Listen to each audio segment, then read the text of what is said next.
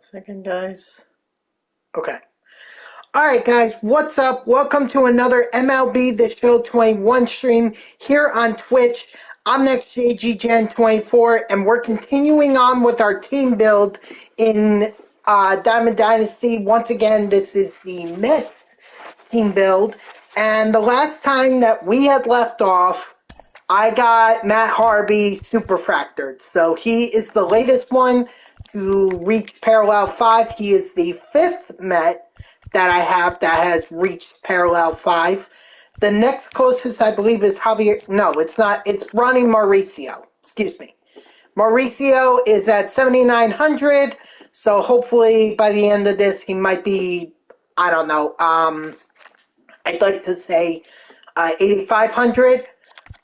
So we'll see what happens there. I don't know who else. Batty might make it to 5,000, so he might be P4. Floyd could make it to P4.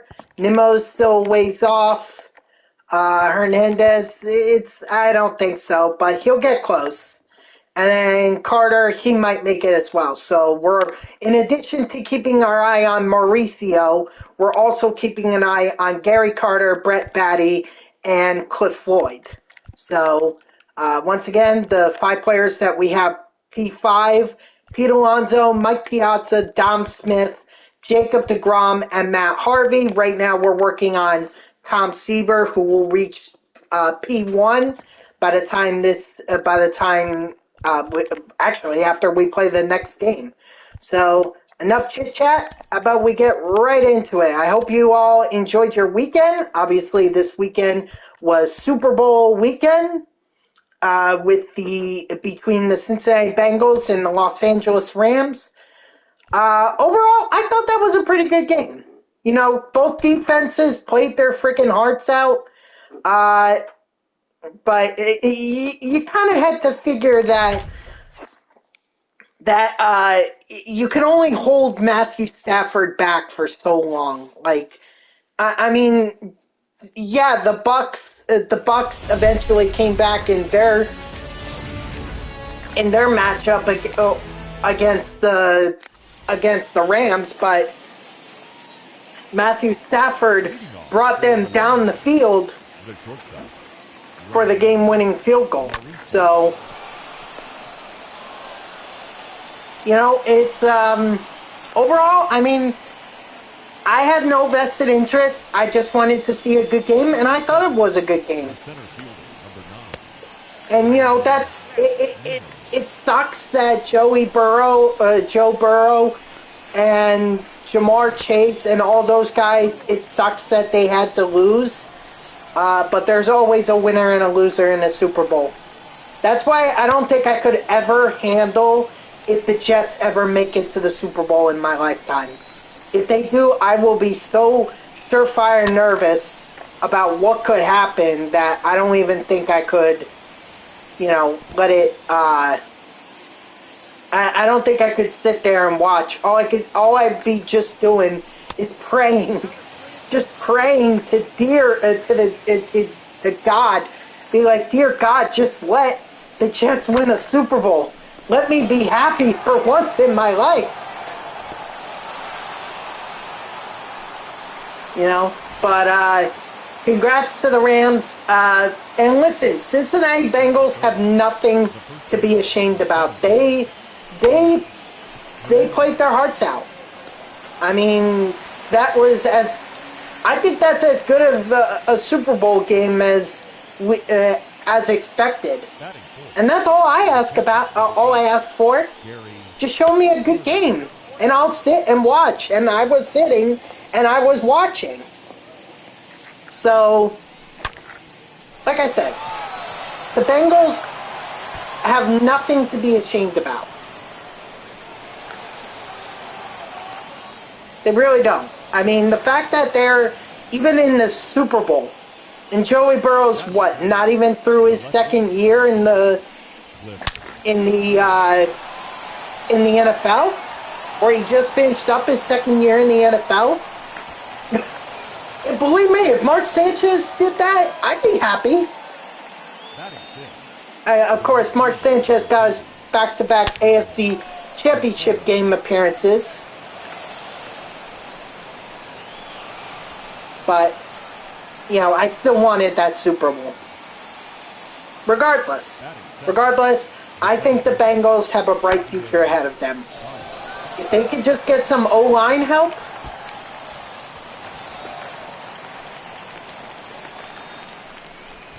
Ah, shit. The base running really sucks. I need to improve the base running. But if they just improve their O-line, they have the weapons to be a dominant force in the AFC. They can really make things interesting with the Kansas City Chiefs and the Buffalo Bills.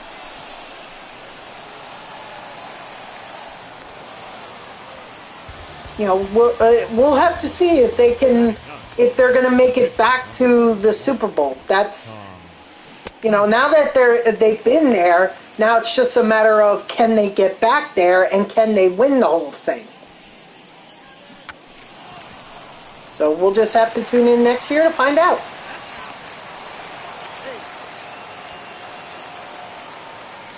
But overall, I thought it was a good game. The commercials were weird as hell. They were weird as hell. That's all I'm going to say about it. I mean, freaking... I'll tell you what. That QR scan commercial, the one with Coinbase, that was genius. That was genius. That is definitely one of the most memorable commercials, I think, of the entire Super Bowl. Now, yeah, it was basically like it was basically a crypto coin trading platform, but yet at the same time, it piqued my curiosity as to what it was, because I didn't know what it was about. So now you have me piqued. You have me interested. And ultimately, I think that's what the goal of that commercial was just to, you know, pique people's interest. They even said that that the app itself crashed because so many people checked it out and were starting accounts and everything. I mean, yes, hello, Unstable Phoenix. How are you? Yes, I am a NASCAR lover, and I don't mind it one bit. Not one bit at all. See? I'm even wearing my 2021 Daytona 500 shirt. And I have plenty more shirts like this. Not Daytona 500, but I have a Coke 600 shirt. I have a Talladega shirt. I also have a bunch of team shirts as well. I got Jeff Gordon. I got Joey Delgado. How do I watch that boring ass shit? Well, for one thing, I don't think it's boring. And for another thing, man, to me, it's not about just watching it on TV. Go to a NASCAR event. Just look. Just see what it's like to be around, just to be there at the track. That to me is the one thing that I look forward to. And I'll prove it, and I'll give you a good example. Just give me 1 second here.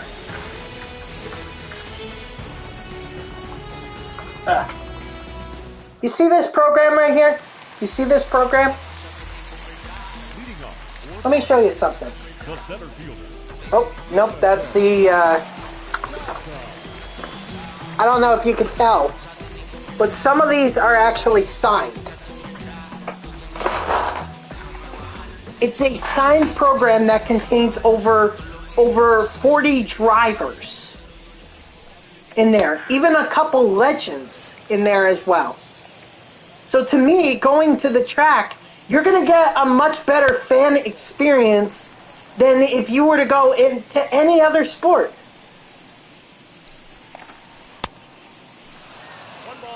You've been to a race at a dirt track and thought it was boring? Well, I can't speak to dirt track racing. I've only been to a few of those in my life, which, by the way, if you do go, keep your mouths closed. Because those cars, they kick the dirt up, and that dirt lands on you. So by the end of it, you're going to be dirty, and hopefully you don't have as much dirt in your mouth. So just be mindful of that if you go through a dirt race. You don't know what the hell they're kicking up in your mouth. And some people actually like dirt track racing because they believe it's grassroots. You know, it's back to those days of putting back. Dirt track racing creates nostalgia for some fans. It brings them back to the old days where, you know, before you got into NASCAR, you had to race your way through dirt. Your local track, you had to race sprint cars and modified cars and all that, and work your way up the racing ladder before you could even think about racing on asphalt. So people like dirt track racing because it brings them back to their roots of Saturday night racing, going to the local track, competing for a trophy or even a cash prize. Even some of the NASCAR guys do it. Tony Stewart races sprint cars. Casey Kane does it. They own sprint car teams.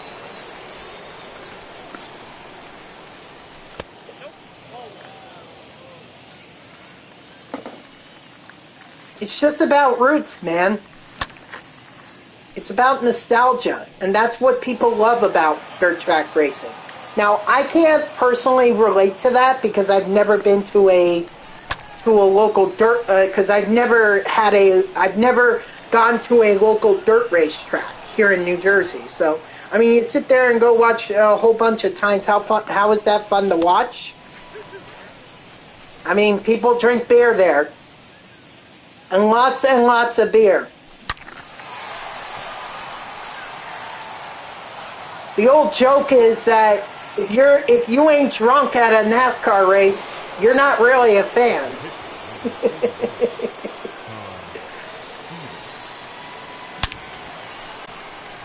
Not saying that you have to enjoy drink or you have to get drunk in order to enjoy a good race. But for some people, that's like tailgating for the NFL. That's what they do, actually. Only the difference is it spans over a weekend. Instead of just one day, they're there for the entire weekend. It's all about the experience. That's what I think makes NASCAR so different from all the other sports. You know, going to the Super Bowl is a big thing. And that's... Hell, I see why they drink a... That's them good old boys. Those good old redneck boys.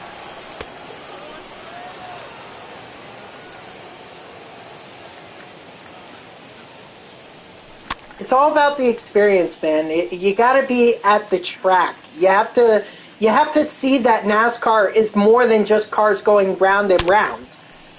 It's more than that. If I had to watch that shit, it would drive me to drink. Why, you're not a drinker now? No, I'm just kidding, Phoenix. Obviously, I know. Sorry. Shouldn't have made that joke. But it's just about the experience. Go to a NASCAR event and just see like what NASCAR does. You think that with the amount of time and the sponsors and everything that they have there, you would think it is like their Super Bowl.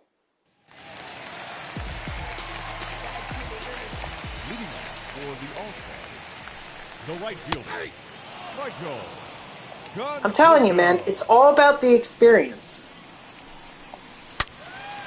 Plus, when push comes to shove and it really gets down to the final few laps, that's when you really want to tune in, because that's when all the drivers are going to say, F this, I'm going for it. And you're going to see some desperate measures. I would rather go to a high school soccer game than a NASCAR race. Okay, well, I'm sorry you feel that way, but I think you're missing out, man. I think it's a great time, regardless what track you go to. Batting six, the shortstop, Ryan. And, you know, I'm sorry that you see that a high school soccer game is less boring. It is boring, but yet somehow not as boring as NASCAR.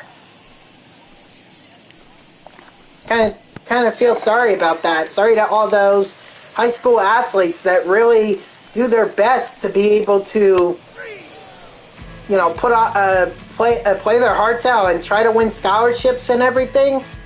Yeah, I guess that really is boring. I know, dude. I'm just yanking your chain here.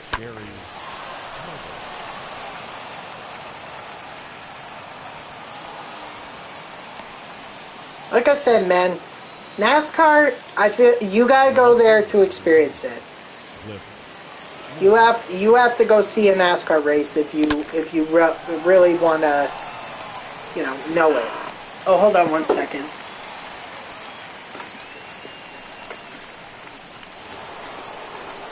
Sorry about that. The shirt was just sticking out and I needed to fix it. So hopefully it was fixed. And I hate that I just grounded into a double play on that one. But now that second baseman. You know, I like it. And look, Phoenix, the other best way I could describe being a NASCAR fan is, you know, to me, I know we've heard those cliche stories about a father and son spending. You don't like soccer, but you would rather watch that than NASCAR. Yes. Okay, man, look, it's clear I'm not going to be able to change your mind. But I enjoy NASCAR, and I enjoy it because it's something that my dad and I bond over. We've attended over 20 cup races for up and down the East Coast. We go to all kinds of tracks, and plus, this Daytona 500 is actually around my birthday. You know, my birthday is this Friday, so this is like a birthday present for me.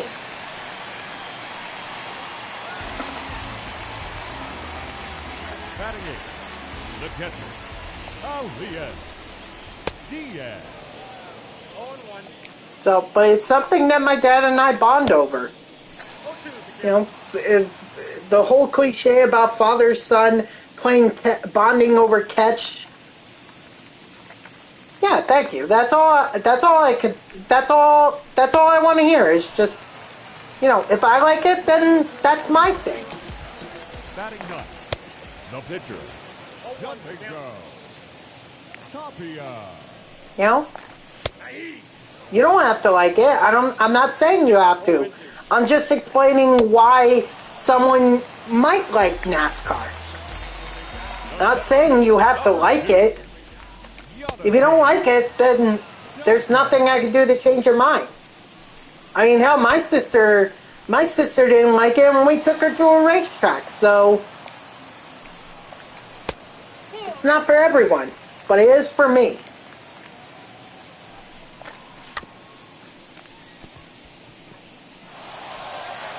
Damn it. 84 speed. God damn it. Now batting, the first baseman. I mean, we've been my dad and I have been up and down the East Coast going to NASCAR races. We've been to Charlotte, we've been to Daytona, Homestead, Talladega we just went to. We've been to Pocono, that's actually the closest track to us. That's only an hour and a half from where I live. So that's a pretty nice drive to go see that track. I'm not talking about your love for NASCAR because you like what you want and I respect that. Okay. Like I said, if you don't like it, There's nothing I can do to change your mind. So I'm just explaining to you why I like it. And maybe some other people might say, hey, that's actually, you know, a good point. Maybe I ought to go try it. If you're like, the hell with this dude is freaking nuts, a freaking redneck or whatever, then you know, that's your opinion.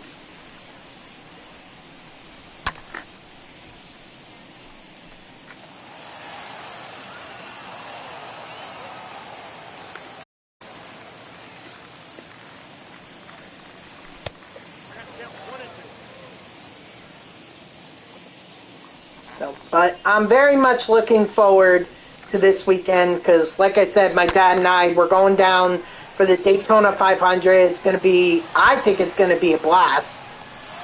You know, I think we're going to have lots of fun, and I think it's going to be very, very good.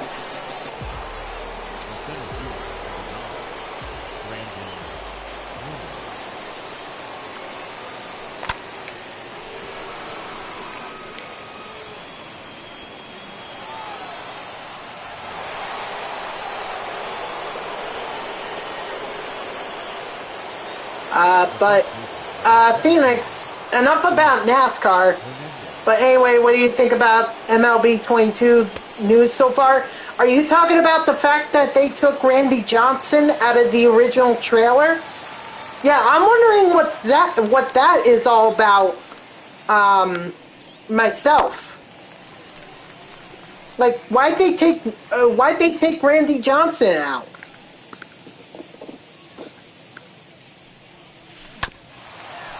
I mean, don't get me wrong, Ryan Howard is still a very cool new legend that we have, but it's like, why, I mean, the cream of the crop in that video was Randy Johnson, so why was he taken out? I don't understand. And the cat's already out of the bag, you've already revealed him, so either you're saying that he's still not going to be in the game or it was a rights issue. So Randy is not going to be in the game then?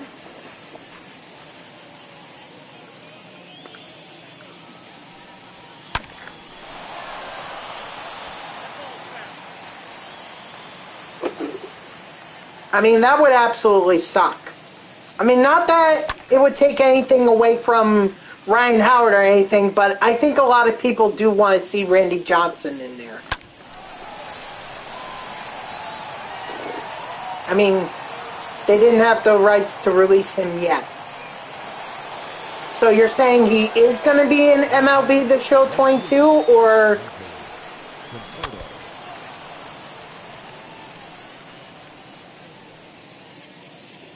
or he's not going to be in there? Maybe that's what you're trying to get me to... Okay, you have no idea. Okay, so that's the big question mark, is Randy Johnson going to be in the game or not? Yeah, I hope he is too. That would be a sick legend to have in the game. I mean, you want to talk about legend... that guy is pretty much Billy Wagner, but as a starting pitcher. He's actually better than Billy Wagner. Hopefully we'll keep all these pigeons that are in the new game, these pigeons that are flying around in center field, hopefully they stay there when you use Randy Johnson. And not one comes in as Randy Johnson pitches it and hits the pigeon.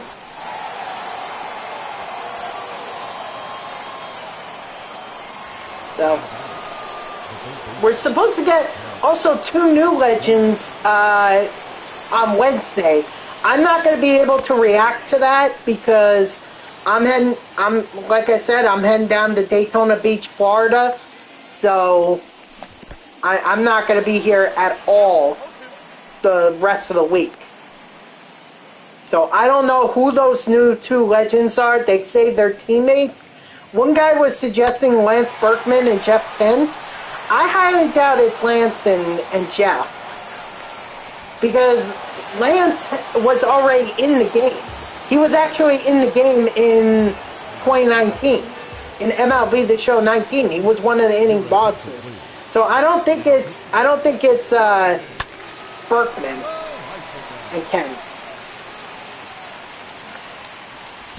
I don't know like who it could possibly be. Your guess is about as good as mine, so I guess we'll just have to wait till Wednesday to see. Hopefully they're good legends and not these and not crappy legends, you know?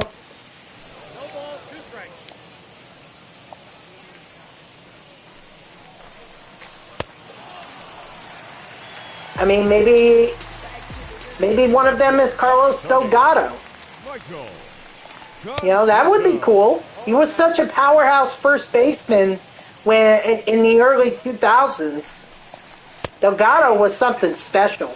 He really was. So I hope he eventually makes his return to MLB The Show, because it's been quite a while since he's been in there. I don't even know if I don't even remember the last time he was in an MLB The Show game. But Carlos Delgado would be a good one to have, but thoughts on the Rams? I mean, good for them. They basically... Here's the thing. The Rams did a great job of managing the clock. They basically left the Bengals little to no time to be able to drive down the field and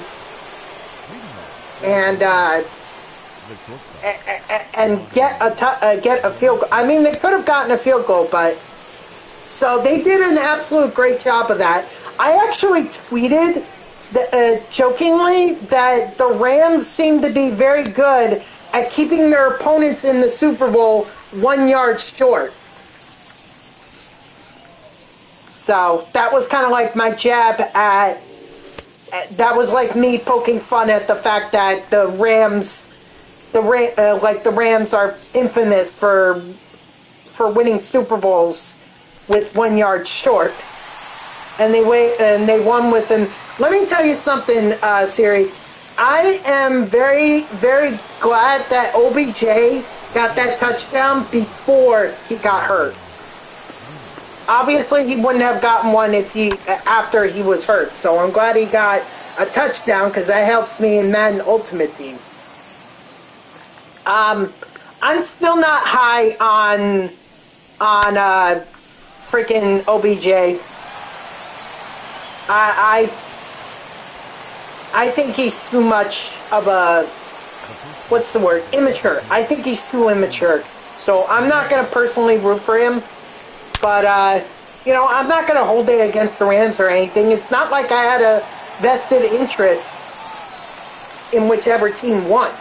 I was just interested in seeing a good game. And by God, that's what we saw. We saw a great game. We saw a defensive showcase. And you're absolutely right, Phoenix. The Rams made some great adjustments, and the Bengals couldn't answer for that. Once they scored 20, that was it. They were done. Meantime, here come the Rams with their offense, and you can only keep Matthew Stafford back for so long. Joey Burrow exposed. But let me tell you something, Siri. I like the future of the Bengals. If they can just build an offensive line, whether that be through free agency or through the draft or whatever, then that team is very capable of going back to the Super Bowl. They did it once, they can do it again. So I would not say this is a one and done for the Bengals. Although I'm not going to lie, I thought it was a one and done for the Rams after they lost the Super Bowl to the Patriots. I was like, okay, Sean McVay is never going to return. Jared Goff is never going to be back in the Super Bowl. The Rams are never going to be back there. You know, it's just going to be mediocrity for the Rams. And they proved me wrong. They absolutely proved me wrong. Just made me think back to that Rams-Chiefs game where they scored like 50 points each. You remember that game? Holy crap. Talk about ignoring the spread on that one. Whoever bet the over for that game just freaking won. What was it? 54 to 50, I think was the final score. When the Rams switched up from rushing 4 to rushing 5, the Bengals. Exactly. You know? That is, I said it before and I'll say it again. The X factor for the Rams in that game was not Cameron or not Cooper Kupp. It was actually Aaron Donald. You know, the Bengals, they did a great job of limiting Aaron Donald, but much like Matthew Stafford, you can only contain him for so long. And then the problems just started coming for Joey Burrow. But that's not his fault. I mean, yeah, he should have recognized the pressure, and he should have recognized that he would have had to improvise. I mean, did he not learn from the game against the Kansas City Chiefs? He had to get out. I don't know why he stayed in the pocket. He should have gotten out of the pocket. He knows how to do that. He's done it. So I don't understand why he didn't do it in the Super Bowl.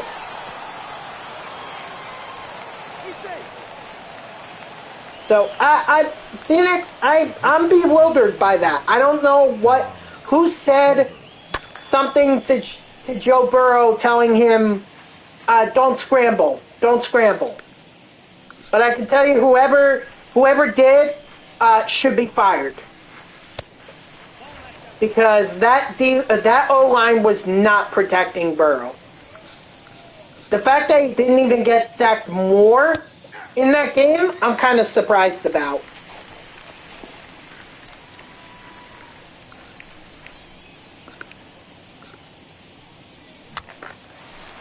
But overall, it was a great game.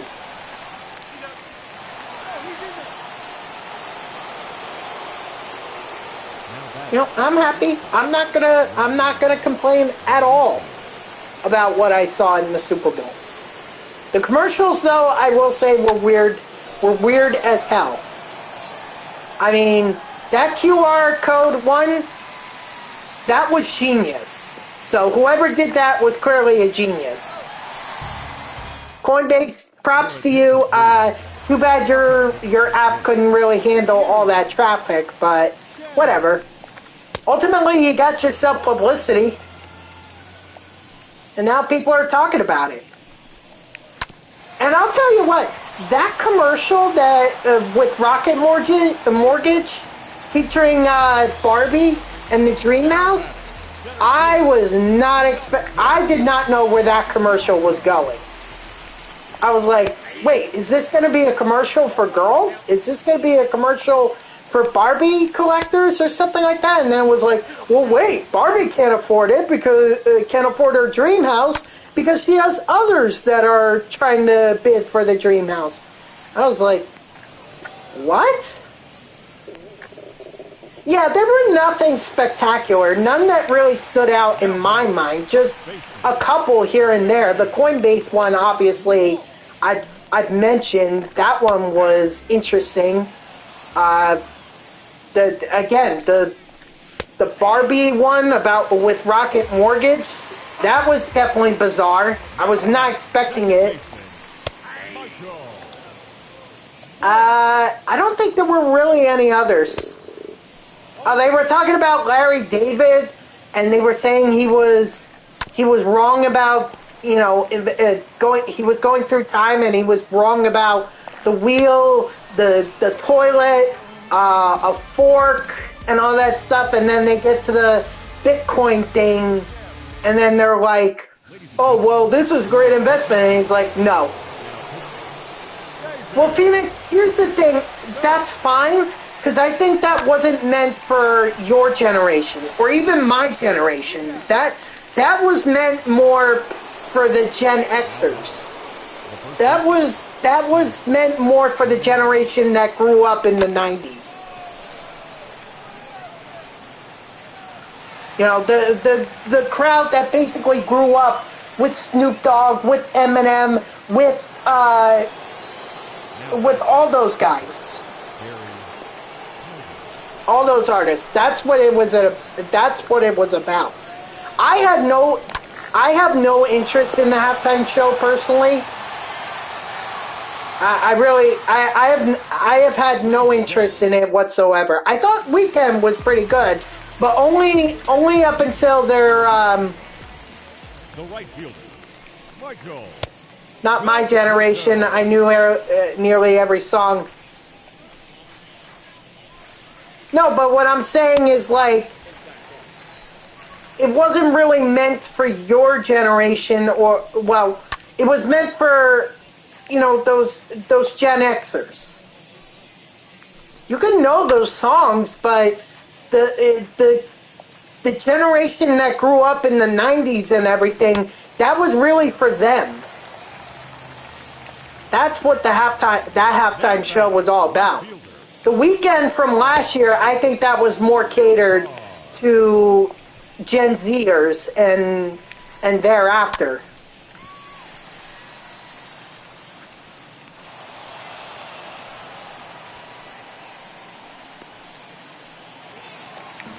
The batter, number 1, shortstop.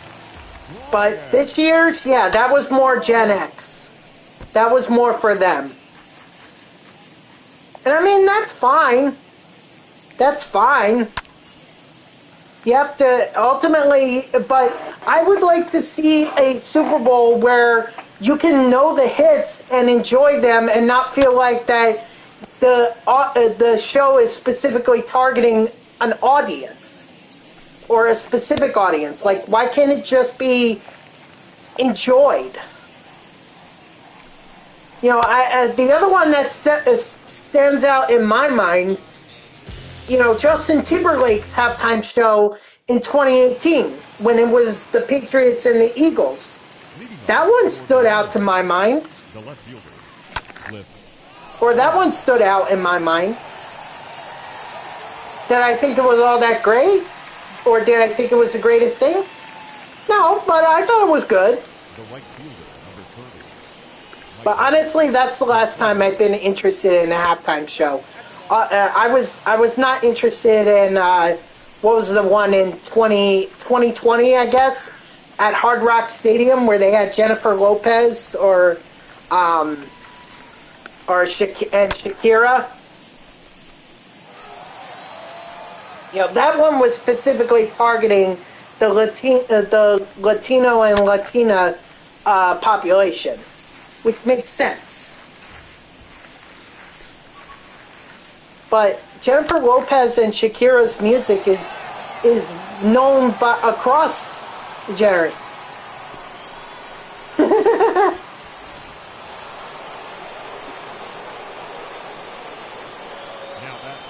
Well, I can tell you, I had no interest in watching the halftime show, and I mean, that's just me. I mean, hot take, I'd like to see a country music halftime show, but I don't think that'll ever happen. Because country music it's not enjoyed by everyone. It's targeted to a very specific audience. But I think it is a good, I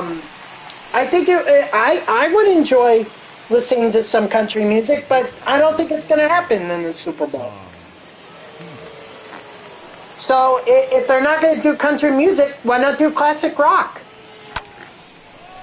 You know? They've done that before in the past. Aerosmith performed at the Super Bowl halftime show. Why can't there be classic rock? Mary J. slow song. I mean, again, dude, I did not watch a single minute of that halftime show. So whatever you're talking about, I have no idea. I'm sorry. I was not giving that halftime show a minute of my attention.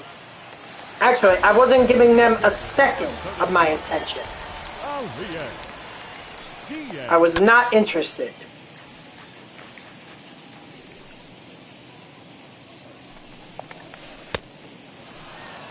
No ball, 2 strikes. Strike 3, sit down. To me, all I was interested in from the Super Bowl was the game. Was it going to be a good game? Yes, it was. Then, you know what? I consider that a good Super Bowl. I didn't care for the commercials. You know, you've heard me list off just a couple of them. I said that I have no interest in the national anthem. Yeah, exactly. It was a great game, and you know what? That's all I could ask for. Ladies and gentlemen, Just put on a damn good game, and I'll sit and watch. Yeah, I actually kind of thought about it. It's probably the first Super Bowl, since, I mean, you think about the guys that have pretty much dominated the sport for the last 20 years. Drew Brees, Aaron Rodgers, Ben Roethlisberger, freaking Peyton and Eli Manning, Tom Brady, you mentioned. So many guys dominated the Super Bowl for so long. And yet here we go in this Super Bowl. We have Joey Burrow and we have Matthew Stafford. Stafford being the NFL journeyman, well, not the journeyman, but he's been in the league. It was his 13th season. And he was on a very terrible, terrible team for a long, long time. I don't know how he did not want to retire after that. I do not know how he did not pull a Barry Sanders. But the fact that he even sat through the Detroit Lions' misery, my God, God bless him. But I guess enough was enough because he got traded, so... And hey, it worked out for him. You know, he got his Super Bowl ring. Which, I posed this question to my coworkers and everything because Mark Sanchez was drafted the same year that Matthew Stafford was drafted. In fact, only 6 picks apart. And you know, Mark Sanchez had the back-to-back AFC Championship games, which, in my opinion, made him better than Matthew Stafford because Stafford hadn't been to... I don't think he had been to the playoffs at that point. Maybe he'd made one playoff appearance, but that was it. I know the last one was the Lions in 2016. That was his last playoff appearance. Okay, so I tried to explain to everyone that the Bengals didn't have the defense or the O-line to beat the Rams. Well, you were right about the O-line. The defense, I thought it was there. Again, you have to remember, they kept Los Angeles from scoring for almost the entire third quarter. If I'm not mistaken. Maybe I'm remembering wrong, but the third quarter, nobody scored. So, they did a good job. The Rams defense did a good job of containing, the Bengals did a good job of containing the Rams defense, or offense, excuse me.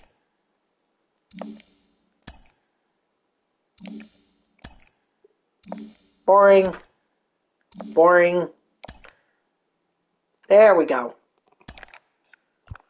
So I think the defense was there, but I've seen a very similar situation with the Jets, which is that the defense does its job, but the offense doesn't come around. And when the offense doesn't come around, eventually you lose the defense because they're going to be tired. They're going to be gassed. And I believe that's what happened. Bengals eventually got tired. I mean, the Bengals did a good job, but you can't leave a defense on the field for too long and expect... Yeah, exactly. You're exactly right. The X factor in that game was the Rams' defense. Because they were able to keep Joey Burrow and the Bengals' offense off the field for a good portion of the game. I'm willing to bet that if I look at the total time of possession, I'm sure the Rams had the ball a lot longer than the Cincinnati Bengals did, because the Rams forced a lot of 3 and outs, especially in the second half. But you're absolutely right. That Bengals O-line was just in trouble. They were very much in trouble. Which is why I said earlier, I don't understand why Joey Burrow didn't try to scramble out of the pocket. We know he can do that.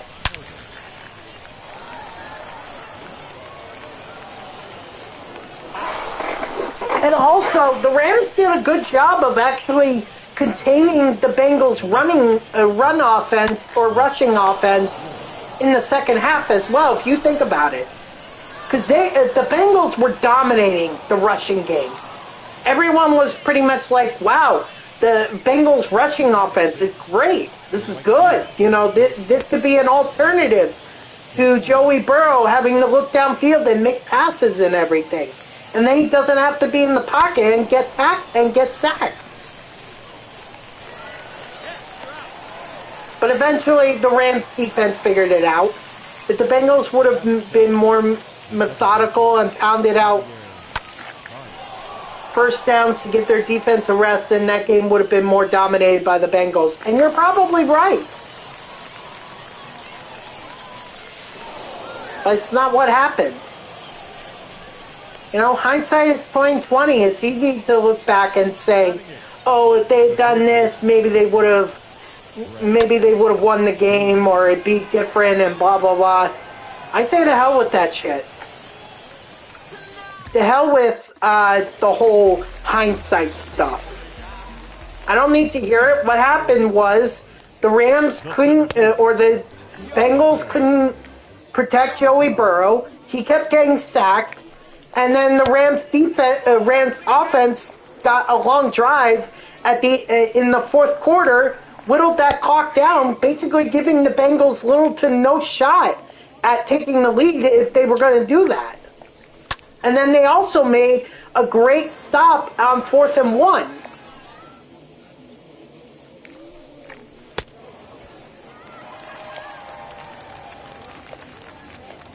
Batting second, the first baseman, Jared. So, I mean, a great defense needs to contain a great offense, and that's, yeah, exactly. Batting third. I would say Cincinnati is a good offense. I don't know about great. If they had a better O-line, I would say they were great. But they're good. They're good, not great. Because otherwise, Joey Burrow would not have been sacked as many times as he was. And I think that's what separates a great defense from, or a great offense from a good offense. Batting fourth, the right fielder, Michael Conforto. But yeah, you're absolutely right. The Rams' defense was great. It was clearly better than the Bengals' offense. And then the Rams' offense just needed a score, and they got it.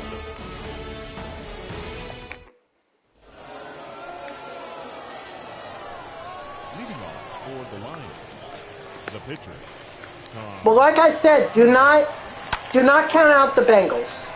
They do have a great offense. It just has some holes, just like nearly every team. That's a pretty big hole, the offensive line. It's easy to overlook the O-line, but the O-line is ultimately the ones that are charged with protecting the QB. And if you allow a QB to get sacked 7 times in one Super Bowl, that's a pretty big hole.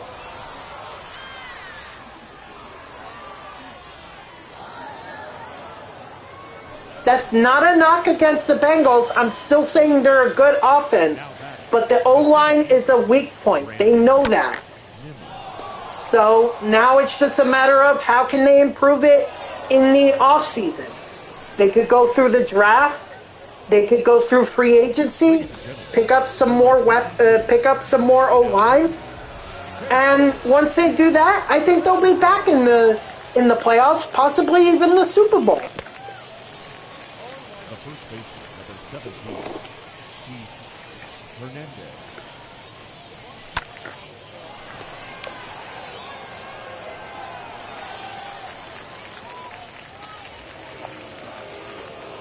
The catcher, number 8, Gary Carroll.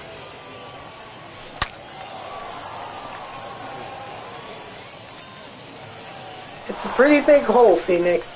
Pretty big.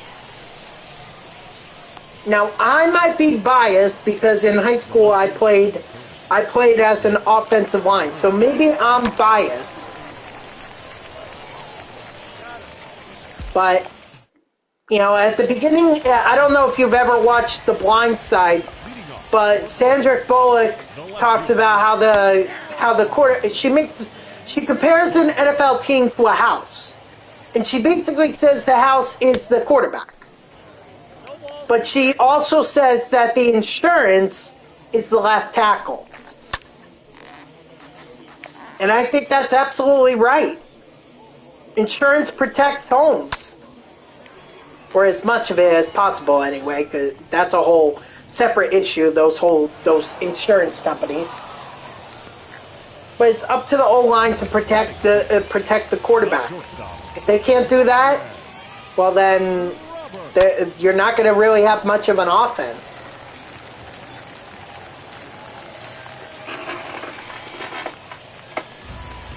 There's all kinds of elements to an offense. Ah, shit.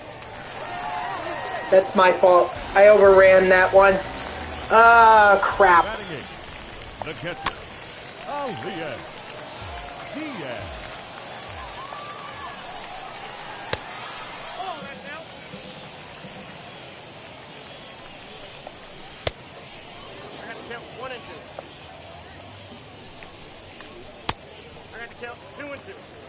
In terms of, like, for next year, I mean, the favorites are obviously going to be the Chiefs, the Bills.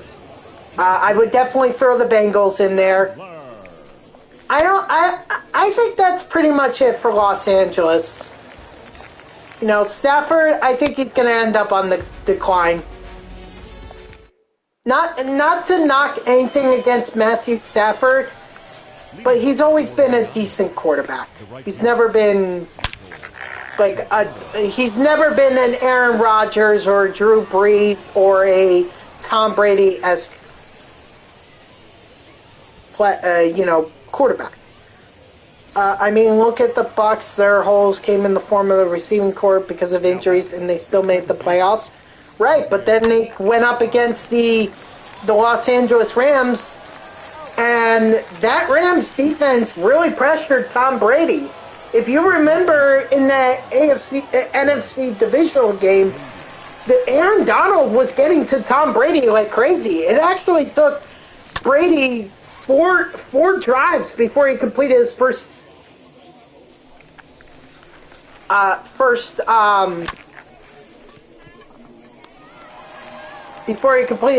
pass. So, you know, Rams D eventually got to Tom Brady. You could argue what pieces they were missing, but at the end of the day, if Aaron Donald getting in the face of Tom Brady really made a difference. Joe Burrow wasn't ready for a Super Bowl, to be honest. To me, it doesn't matter if you're a rookie quarterback or you're a veteran. When you get to the Super Bowl, you better be ready. You don't have a choice at that point. You got to play in the biggest game of your life. And whether Joe Burrow was ready for it or not doesn't really matter. He was there and he had to perform and he didn't. Or at least he didn't, he did perform, but it didn't amount to enough to beat the Rams, I should say. It just wasn't enough.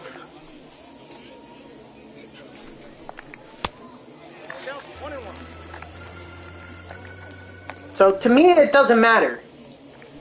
I'm sure if the Jets had gotten to the Super Bowl against the New Orleans Saints in 2010, a lot of people would have been saying that Mark Sanchez wasn't ready for a Super Bowl. But you know what? That wouldn't have mattered to me. All that would have mattered is that did Mark Sanchez perform? And in all honesty, I would have said no, absolutely not. He was not going to do well. You know, I'm glad that the Jets didn't make that Super Bowl. They should have made it against the Packers. And I actually argue that if the Jets had made it to the Super Bowl in 2011, I think they would have put up a much better fight against the Green Bay Packers than the Pittsburgh Steelers did. The Jets should have gotten to that Super Bowl, and I hate the fact that it wasn't meant to be.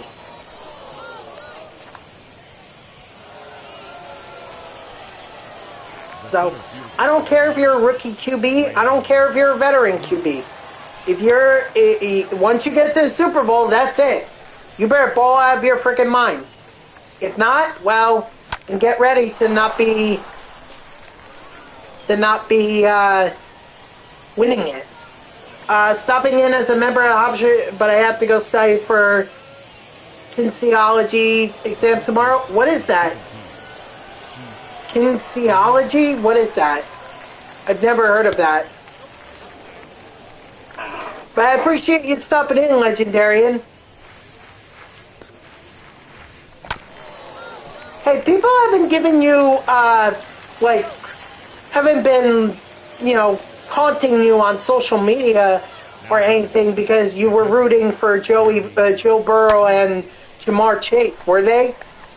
Because I saw your tweet about telling people not to criticize you or think that you're rooting for the Bengals just because you wanted Joe Burrow and Jamar Chase to win the Super Bowl. You were clearly cheering on Burrow and Chase, but that doesn't mean you were a fan of the... Well, I guess you were rooting for the Bengals, but that doesn't mean you're a fan of the Bengals. You're just a fan of Burrow and Chase.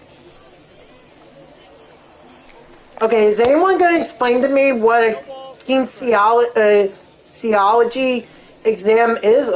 What is that? I've never heard of that and I attended Hofstra for 4 years. There's just a history of trolls that love to get at me whenever someone or a team I like loses an important game. Hey man, don't let it bother you. People are just mean and they're idiots. Kinesiology is basically a class on health and fitness. Well, no wonder why I've never heard of it.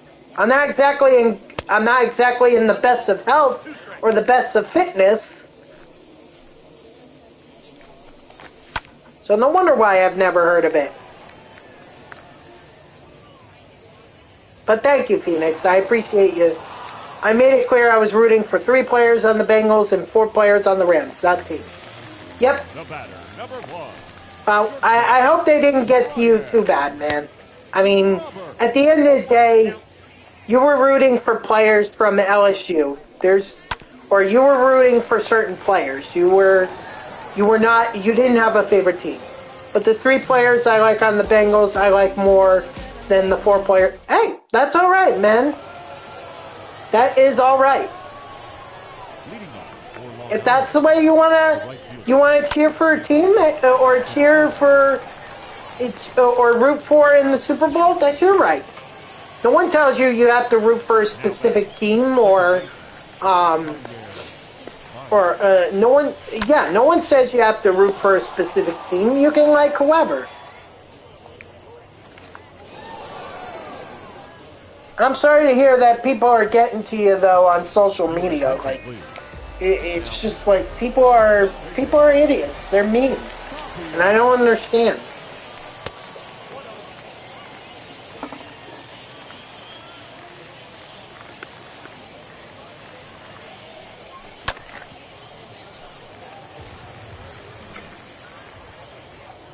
I just don't see. Here's the thing, and I don't know if like how you dealt with it when the Eagles were in the Super Bowl. At the end of the day, none of those trolls actually played in the Super Bowl, and if they did, it was on Madden, so they're irrelevant. Exactly, Phoenix. Exactly. No way. Whoop. Hold on. Whoops. That's a pretty long comment there. Nobody can say anything to me because my 3 Bengals had 100 yards with yards receiving, and with 2 touchdowns. Another had 90 yards against Jalen Ramsey, and the third played as well as he could with an O-line that did their best. Moses part let the receiver.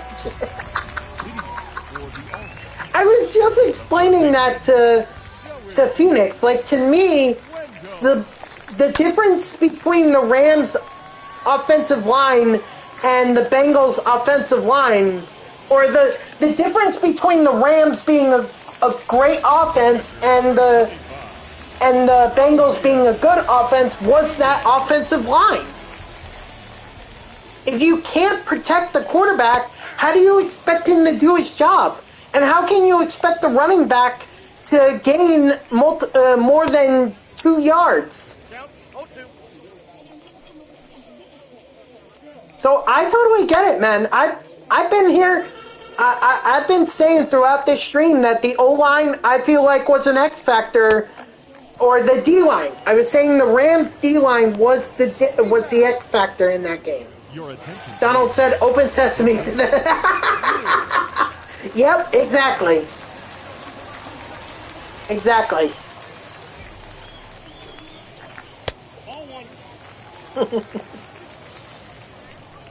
But people forget how vital the offensive line can be to a team's offense. And again, I might be biased because I played as an offensive lineman in high school football, which was, freshman year, so it's kind of irrelevant at this point. But, I really do appreciate what O-lines can do. I think coaching was a big difference too. Zach Taylor is not a good coach and showed his play calling was below mediocre, and his resume is atrocious. Honestly, I don't agree with that. I think they were both great coaches, and I think Zach Taylor can actually improve. Would you have said? You probably would argue that Sean McVay was a bad coach when the Rams lost to the Patriots in the Super Bowl. I'm sure you can make that argument, but here's Sean McVay now with a Super Bowl ring with the Los Angeles Rams.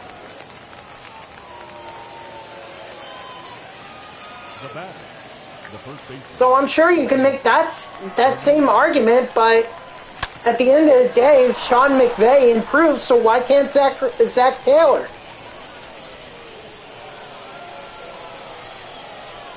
Now that catcher, Gary.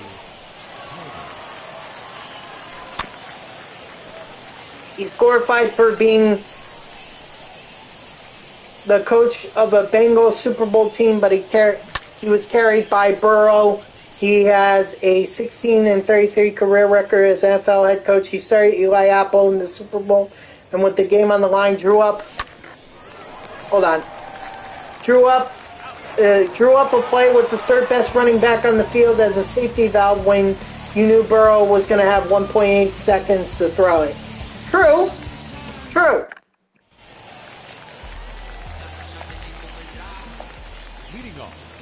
McVay lost to Bill Belichick. Bill Belichick is entirely different. But that was a blowout, wasn't it? I mean, the Patriots absolutely obliterated Hold on. Let me look at the score for Patriots-Rams Super Bowl, because I thought that was a much... I thought that was a bigger slaughter than what was in this Super Bowl. Patriots, Rams Super Bowl. Okay, 13-3. So the Patriots didn't run away with it, but they pretty much held the Rams to 3 points. That's against Brady and Bill. Jared Goff at QB. I mean, yeah, Matthew Stafford is way better than freaking Jared Goff. That's for sure. But Matthew Stafford is no Aaron Rodgers or Drew Brees or Tom Brady by any stretch of the imagination. He's not, I would argue he's not even Patrick Mahomes. Leading off for Long Island, the left fielder, Cliff Floyd.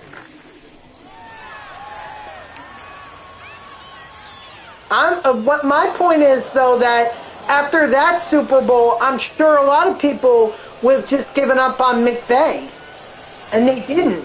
And now he's got a Super Bowl. So I don't think it's fair to count out Zach Taylor, especially when he has a QB like Joey Burrow. I don't think that's fair. So no, I'm not gonna call Zach Taylor a terrible coach, because if that's what it takes to get to the Super Bowl, I would hire his ass if he were the Jets QB or Jets coach.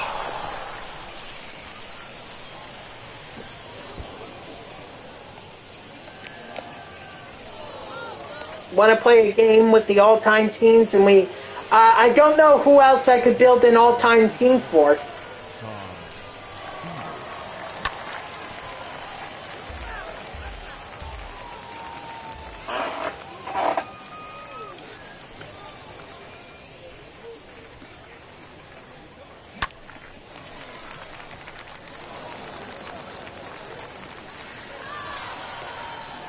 You knew McVay was a great coach even after the loss, given the circumstances of that game. Having a team with Jared Goff in the Super Bowl is a testament with itself. McVay didn't do any of the dumb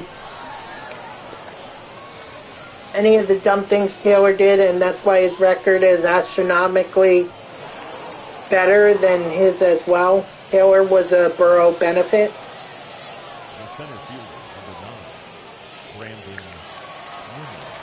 So would you say that Rex Ryan was a benefit of Mark Sanchez? No, that's fine, Gary. I'm not saying you're wrong. I'm just saying I don't think it's fair to count out Zach Taylor. I just don't think that's fair. Listen, he got to a place that very few coaches in the AFC have gotten to. Okay? Bill Belichick, Andy Reid, let's see, who else? John Harbaugh. Or no, no, Jim's the one at Michigan. John is the one that's still with Baltimore. So we've got 3 right there. I think I'm blanking on another one. Who am I blanking on? Oh, Mike Tomlin. Mike Tomlin.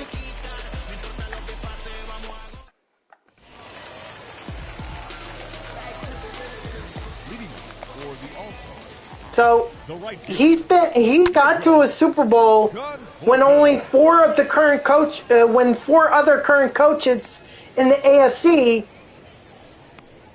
have been there.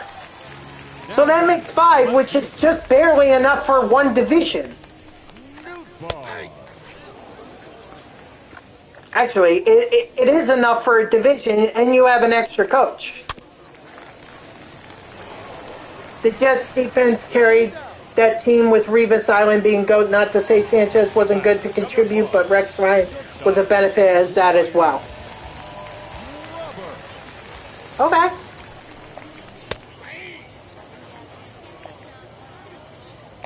I mean, don't hurt my feelings if you want to absolutely bash Rex Ryan or Mark Sanchez, because I lived in the aftermath of that, and believe me, I want to criticize it. I stand by the statement that coaches is overrated. Okay. But ultimately, someone's got to make those play calls. Leading off for the Lions. So, I would not call Bill Belichick overrated. As much as I don't like this son of a bitch, he's not overrated. I don't think Mike Tomlin is overrated either, because he's got a Super Bowl. I don't think Andy Reid is overrated, because he's got a Super Bowl. John Harbaugh might be overrated because he does have a Super Bowl, or he might be overrated because he has a quarterback like Lamar Jackson and yet can't do anything. Great coaches can draw up the best game plan, but it's up to the players to execute. On the contrary, you can have you can mask bad coaching by good players making plays like Burrow. I don't agree, but that's okay. We can have differences of opinions.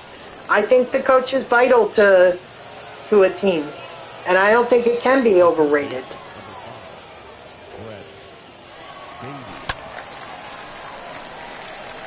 Even though I just said that John Harbaugh is overrated. Oh boy, I love when I contradict myself.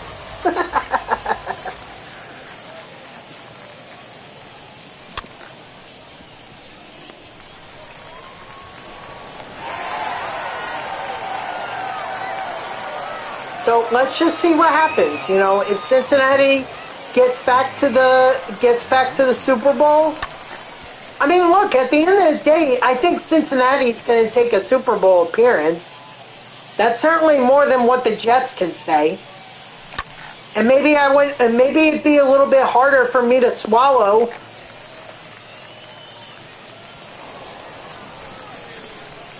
But at least I would have been able to say that the Jets were in a Super Bowl.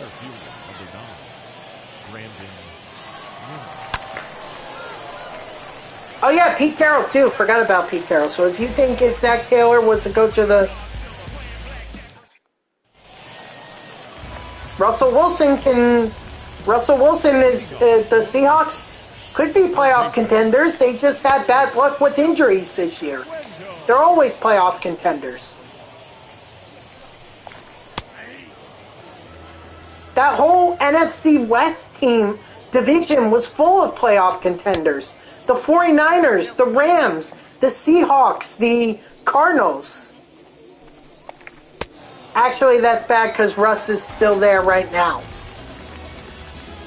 The catcher, number 35, Elias Diaz. He's still he's still a good quarterback,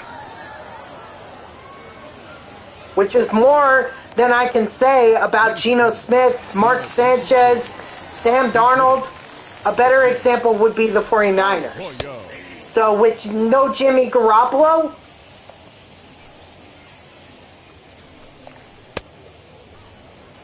Jimmy G are a Super Bowl duo. Jimmy Garoppolo made it to a Super Bowl, and he almost made it to a second one.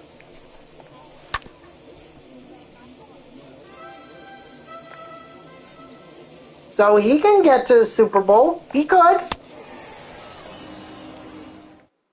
Your attention, please. Now pitching, Richard. Yeah, but Kyle Shanahan can't do it when it counts the most.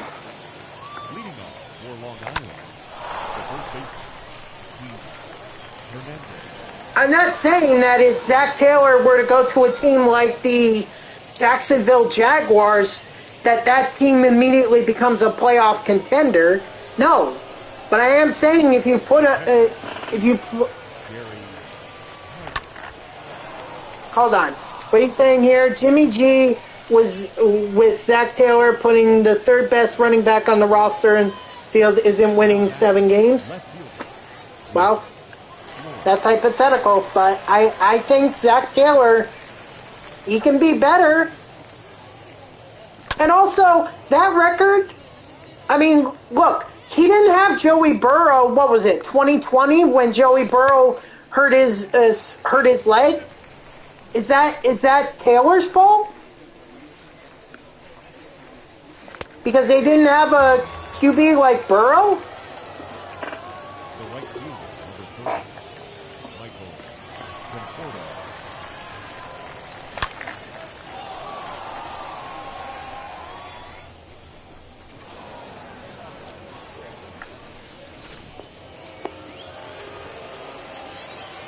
Now that second baseman, Javier Vargas.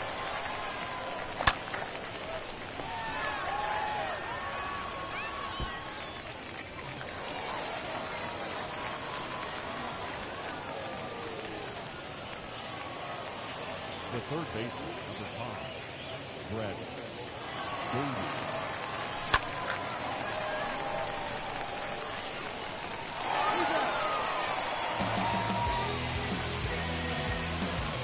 Exactly. He didn't have Burrow to carry him, and look at his record.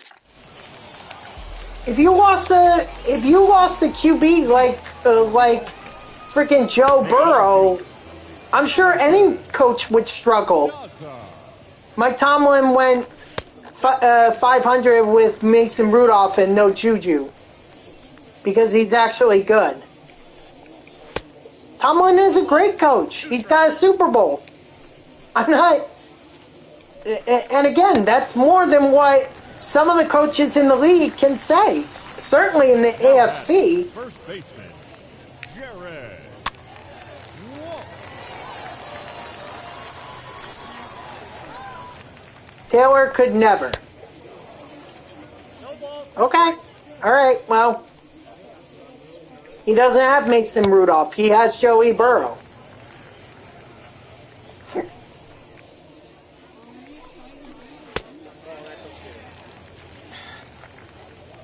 But at the end of the day, Zach Taylor got to a Super Bowl. So if you're defining him as a bad coach, which based on record, you can make that argument. But if it takes a bad coach to get to the Super Bowl, give me that bad coach. Because I'd rather have a bad coach that makes it to the Super Bowl than a decent coach that basically, or multiple coaches.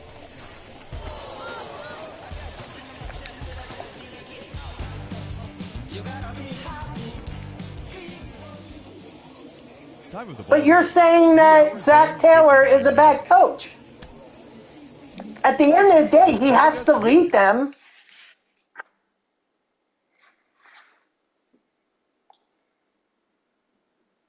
I'll take if you're saying Zach, they got to the Super Bowl.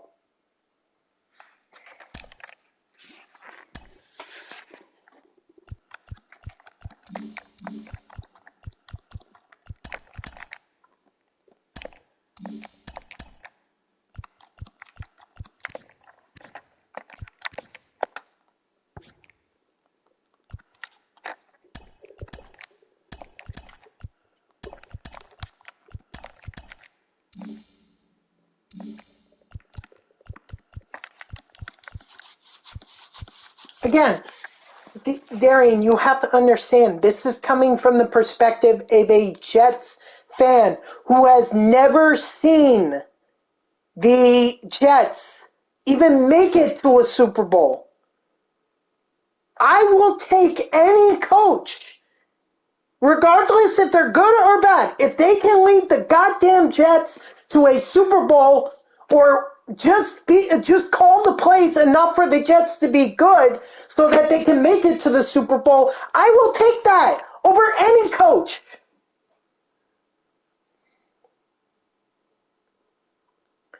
If you put me, the coach of the Bengals, with an explosive offense, franchise QB, good defense, and a competent defensive coordinator, I could literally do nothing and have Joe Burrow call his own plays, and in the eyes of the people, I'll take ya! I'll take you, put on your headset, and call plays for the New York Jets. I will take that.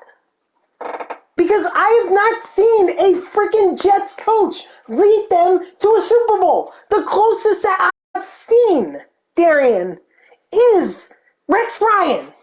That is the closest. I didn't see Herm Edwards do it. I sure as hell didn't see Eric Mangini do it. I did not see Rex Ryan lead them to a Super Bowl. I didn't see Todd Bowles do it. I didn't see Adam Gase do it. I don't know if I'm going to see Robert Saleh do it.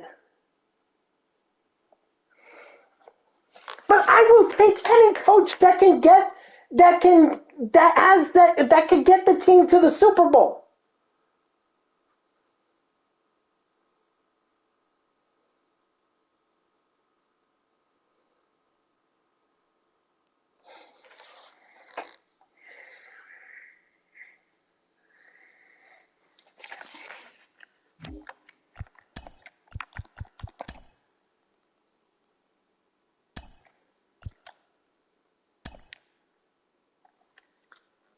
I would just be like every other Jets coach in that aspect, because I myself am not contributing. My glory was invested in the talent of the team. Darian, I would take Zachary Taylor if it would have led the Jets to a Super Bowl.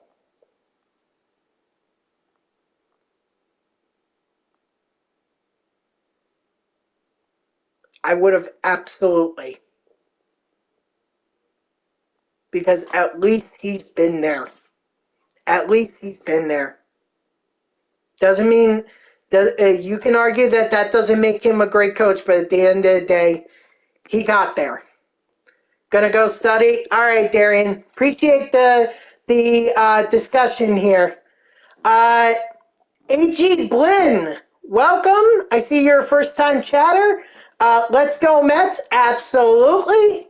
Let's go Mets. Hoping for a good season. Hoping we have a full 162-game season. But I guess we'll see what happens with that. But how are you doing, man? Glad you can make it in. Thank you for coming in and stopping in. I appreciate it. I guess I don't have to ask you what your favorite team is, because you already just indicated to me it looks like you're a Mets fan as well. So I guess I'll ask you this then. Who's your favorite Mets player? That could be all-time, or that could be currently on the Mets right now. Max Scherzer will be great. Here's hoping. He had his career year last year with the Los Angeles Dodgers. He had his career year. And that's tough to follow up, because that was a pretty damn good year. And he still lost the Cy Young Award to Corbin Burns. But here's the thing. You like Piazza the most? Hey! Piazza fan club right here. Oh boy, yeah. Piazza's my favorite all-time player as well. But currently on the Mets, definitely Jacob deGrom. I know that sounds cliche, but deGrom is about the closest to a Tom Seaver I will ever see in my life. And I am so damn happy that I am seeing it right now. Scherzer is obviously a great addition, but let's be real. Jacob deGrom is the face of the franchise.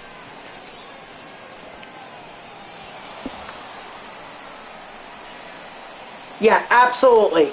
deGrom is always... Scherzer, if he can be good, he will be loved by Met fans, which is very odd. He is a Tom Brady. Wow, that's a great comparison. Wow, very strong comparison. I mean, he's won the awards. I just wish he'd won the championships.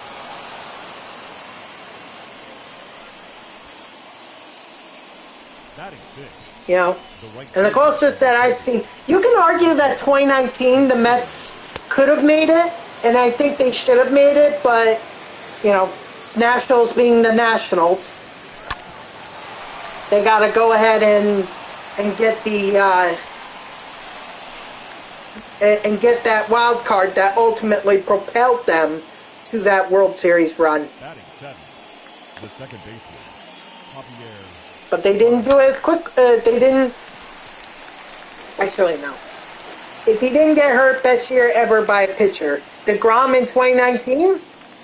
Batting eight. The third baseman. Didn't he win the award or are you saying 2021? What year are you referring to exactly? Ugh. Well, at least we got a few runs there. This year? Leading off for the Rockies. I don't know. I mean, you saw the way that he pitched against the Miami Marlins. Yeah, he was great, but the Mets were not putting the offense behind him. So yeah, he could have had the lowest ERA, but the loss record or the win-loss record would have hurt him.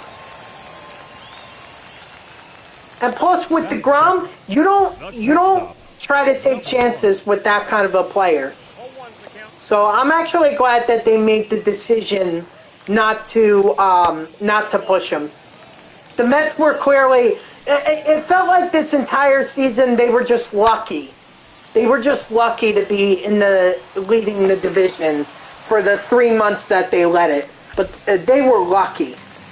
All right, the rest of the division was absolutely horrendous. The Phillies weren't catching on, and the Braves didn't make the trade deadline moves that they did. Plus, the Braves also lost Ronald Acuna Jr. too. So that division was just, it was not good, and the Mets were lucky. Javier Baez, yeah, he had a great second half with the Mets, but let's be honest, it was not enough. But you know what? I'm okay with trading that center fielder because we have Nimmo, and I believe that Nimmo is the future of the Mets. He may not be a power hitter like we want, but Nimmo is ultimately going to be the guy that gets on base. And if you can set up Pete Alonso like that, or Starling Marte or Lindor, pray to God on that one. You do that, and the Mets are going to be much, much better. So I will take Brandon Nimmo getting on base a lot, even if it's just walks. I will take it. If it means that will eventually lead to runners being scored. But AJ, where are you from? If you don't mind me asking. You don't have to give me your address. Just like what state are you from?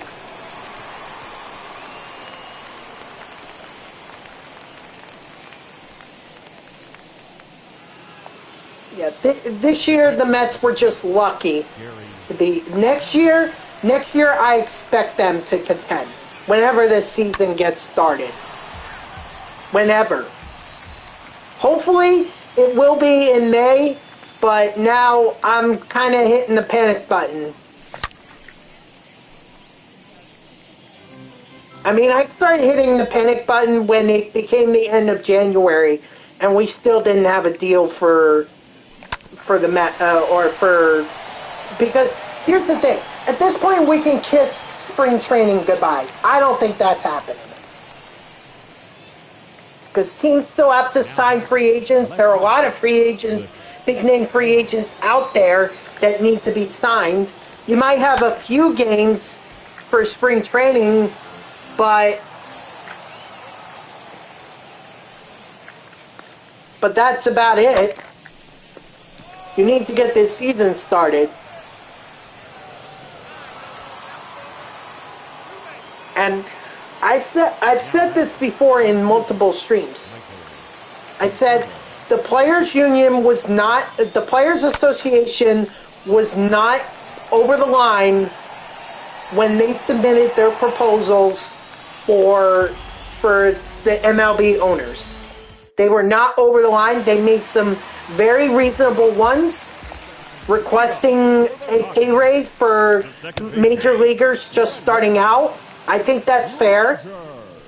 You know, if you get a raise, you should be, or if the owners are going to make more money, they should be able to buy more or afford players more money. You know, reduce and keeping out tank or stopping tanking just to get prospects. I think that's pretty reasonable. I mean, the Orioles and the Pittsburgh Pirates, they're going to be tanking forever. But you know, a team like the Nationals, when they had guys like Kyle Schwarber and Juan Soto on their team, they shouldn't be tanking.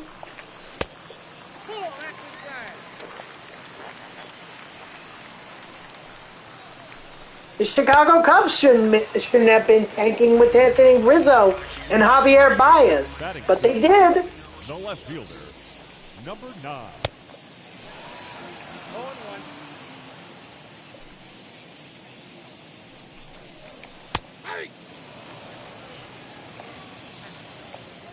So I don't think the proposals that the MLB Players Association put in place was unreasonable. I think it was very fair.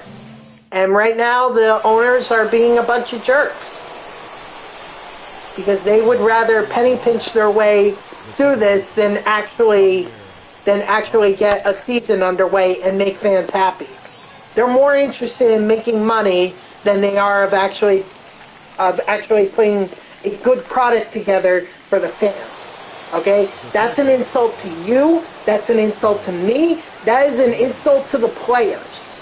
The players are the ones that are thinking about the fans here, not the owners. It's disgusting.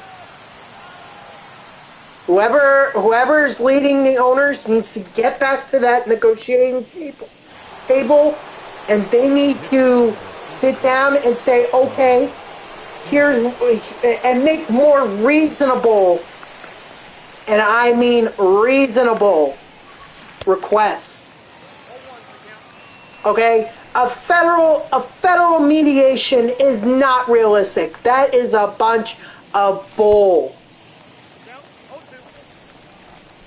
So don't try to pull a fast one, owners, because that is pure bullshit.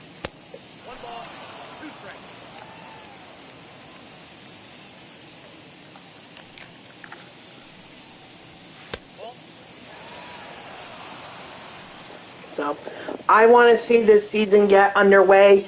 It may not get underway until May, the way I look at it. If they don't get a deal done by the end of March, we can kiss April goodbye. And by the middle of April, if we still don't have a deal, I'm getting pretty nervous about May as well. So those are my timeline. And if we, this is just hypothetically speaking, I don't think it's going to happen. But if we don't end up getting a season, the players should not lose a year off their contracts. All right? So if we don't get a single ball game, again, I don't think that's going to happen. I think we will get some baseball. We just might not get as much as we want.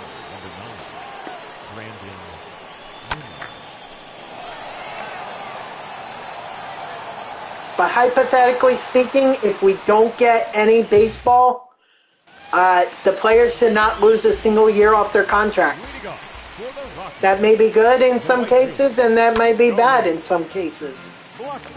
Although, if you honestly think about it, since Major League Baseball is not, since Major League Baseball isn't going to get their season underway, hey, go check out your local baseball team, professional baseball team. Go support them. Those are the teams that really need the financial support. And going to a baseball game like those in place of Major League Baseball, if we really want to hit the MLB owners where it hurts the most and that's their wallets, don't support the MLB teams. Just go support minor league teams. Or independent teams. Go support them as they play baseball. And then when the owners realize that fans aren't going to pay attention, then they're going to come back to the negotiating table and basically bow to the players. So go support your local baseball team. If it means that the owners will come back and either accept what the Players Association is offering or make a very serious offer, and I'm talking very serious. I'm not talking serious anymore. I'm talking very serious because at this point, even if it were a serious offer, I don't think I would take it from the owners. It has to be very serious because their whole idea of getting federal mediation for the negotiations. Now, you kind of blew it there, MLB. If you hadn't done that, maybe you could have made a serious offer, and that would have been satisfactory.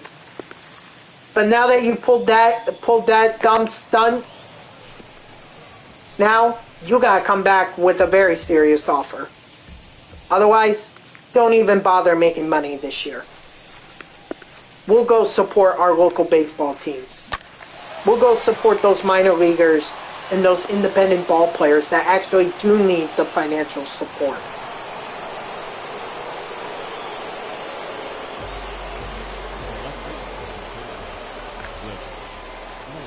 Your attention, please. Now pitching for the Rockies. Number 85, Willie Mays. So, we'll see what happens. Either way, I don't think it's going to impact MLB The Show 22. I think that's still going to happen. We're still going to have it, but I think it's going to be a lot like MLB The Show 20, where we didn't have a full season. And the content, to me, the content was very lackluster. I did not think there was a lot of great content in MLB The Show 20. By far, I think one of the worst MLB The Show titles in the franchise. But that's not their fault. That's just the show. There was no baseball because of COVID. And what else were you supposed to do? I mean, they could have had tournaments. They actually did have a tournament. They had a players tournament. They had that, and they actually put that in the game, but yet that was the only tournament that was in there, and then we got basically nothing.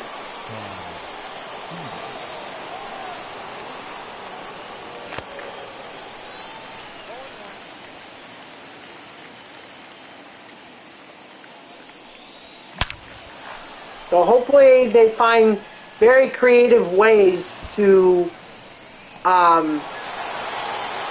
put content, because that's ultimately what people want, is content in MLB The Show. Specifically,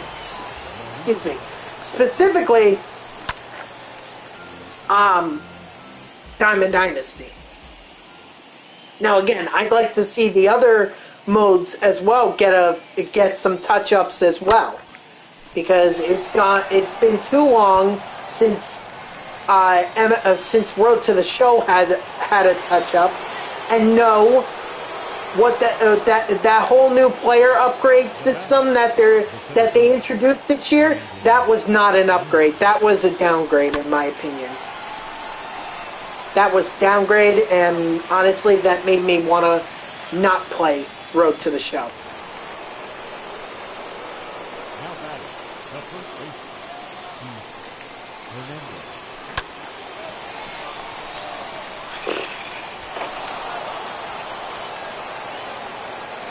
And franchise? Oh my God, dear God, can we please give it some attention and not just a makeover? Okay? Not just say, oh, we're going to change the screens up a little bit and we'll call it new. It's shiny new. No, make some improvements to the game, please. Or to, I'm sorry, not to the game, to the mode. Alright? Make scouting a little bit easier, because I don't think people understand how scouting is supposed to work. Make progression system much easier.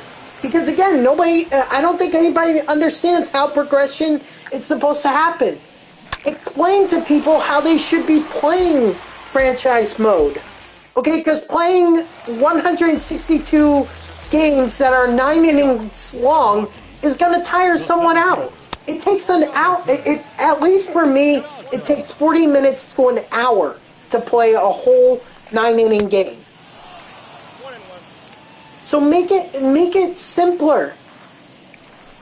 You know, they introduced March to October.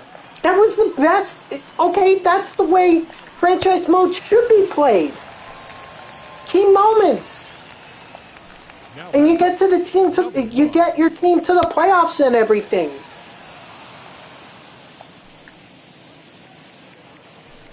Okay, good.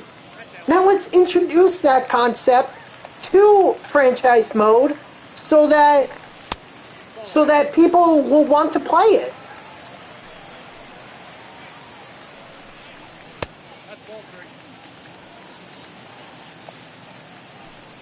It's not that difficult, San Diego Studios. Just give it some attention. That's all I'm asking for. Because I do want to build a dynasty. Or even better yet, let's add a freaking owner's mode. Instead of being the GM, how about let us be the owner? Let us control our favorite teams.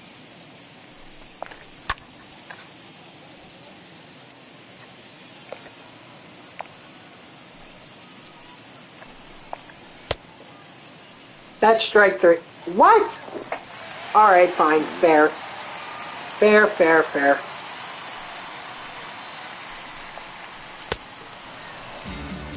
There's so many improvements for this game. And a lot of people are complaining about the freeze-offs and everything. Yes, absolutely, I agree. We need to stop having those freeze-offs. But let me tell you something, guys. If that's what you're waiting for, you're going to be waiting a long time for that. Because those freeze-offs, there are going to be a lot of server issues, especially at the beginning of the game. Don't say I didn't warn you, because that is going to happen. It always does. At the beginning of every game, every MLB The Show game, there's always server issues. So then everyone's going to be coming on, trying to play the game, and the servers crash, and then everyone's like, what the hell? Well, okay, but the game just released, guys. The game just came onto the market. The game literally just came off the shelf. If you're expecting a game to be perfect right off the bat, you're being unrealistic. No game is ever perfect when they first release it. Okay? That's why they add things such as patches and bugs, not bugs, but add patches so that they can update it and make it better. So if you're gonna expect perfection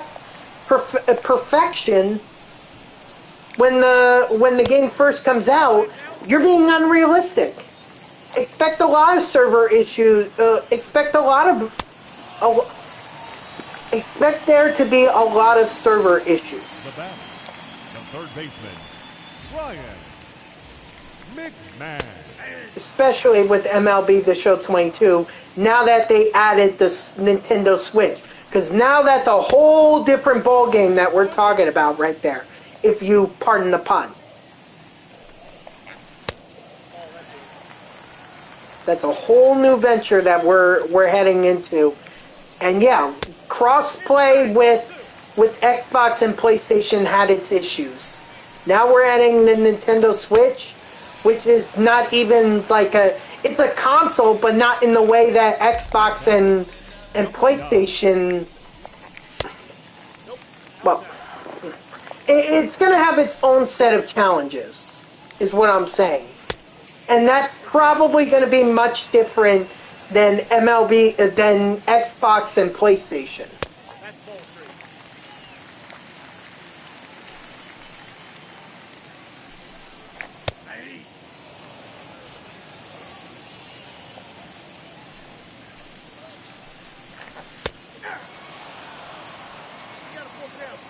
Let's see, we got a change-up. Okay. The change-up. Strike 3. Sit down. Alright? That's all I'm saying, is don't expect any miracles when this game first comes out. It is going to be a disaster. I already see it. There are going to be a lot of unhappy people who are going to take to Twitter and to Facebook and to Reddit and complain about how this game sucks and they did nothing and blah, blah, blah. And you know what, people? We just need to be patient. Just be patient. In a couple of weeks after launch, I'm sure they will get, San Diego Studios will address their issues. And it's not just the show that these problems are catered to, okay? This happens all the time with Madden, with NBA 2K. NHL, I'm sure, has had its issues. FIFA, I'm sure, has had its issues. Okay, so just relax. Give it a few weeks, and then the servers will be fine.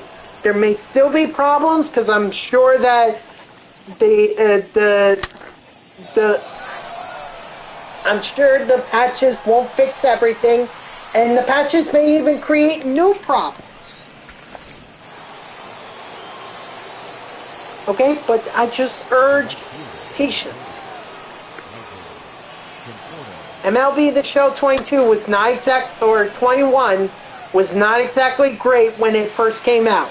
Lots of times the servers would go down and you would not be able to get into Diamond Dynasty. And you would be waiting hours before they actually came back online. So, just saying, patience. Patience. MLB The Show 22, I'm sure, is going to be a great video game. But people cannot judge it within the first 24 hours. That's just unfair and unrealistic.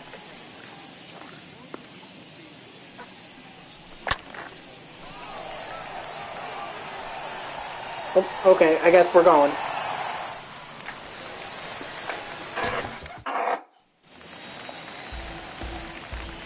So, yeah, that's pretty much it, guys. Also, I wanted to get your guys' opinion on this. So, I recently just finished up a video game that maybe you've heard me talk about before. Here we go. Yeah, I know. I pitched ideas before, and I usually never follow up on them because they're ideas, and, you know, that's it. But,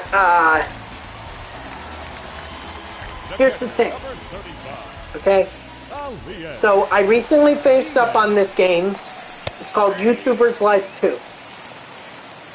Alright?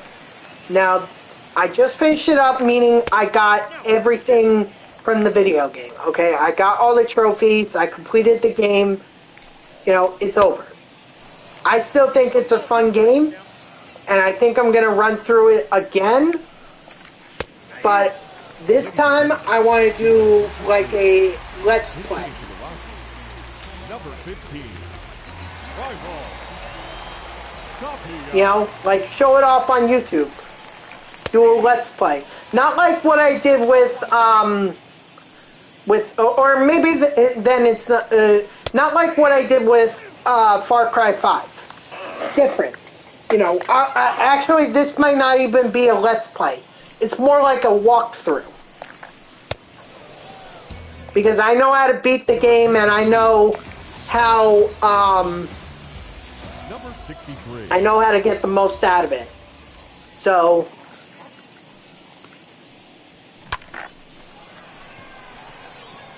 don't drop it. Or wow, what am I saying? So here's what I'm thinking. Okay, on the weekends when I have free time, you know, I'll do a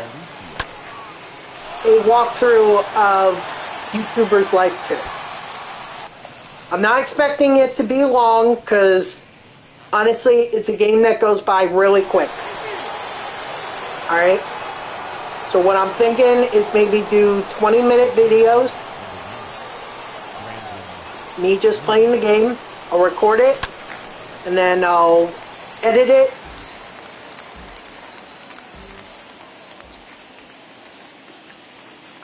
Get down to maybe 15 minutes at the most. Ooh.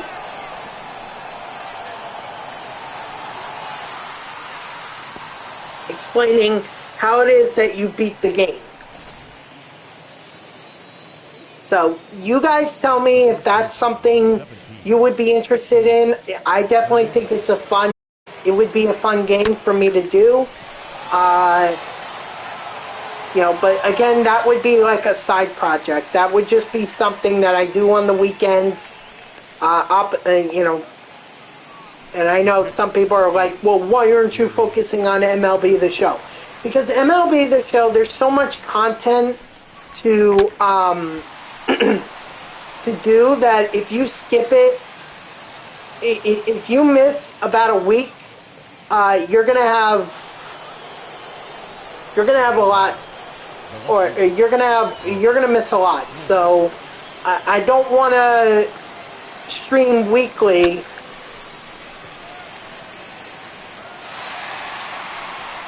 And then you guys be wondering what happened. You know what I mean? Like, basically, you know, a player program or Conquest thing, and then comes out, and then we have new Battle Royale and new ranked seasons rewards and new player programs and blah, blah, blah.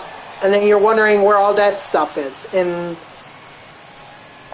Your attention, please.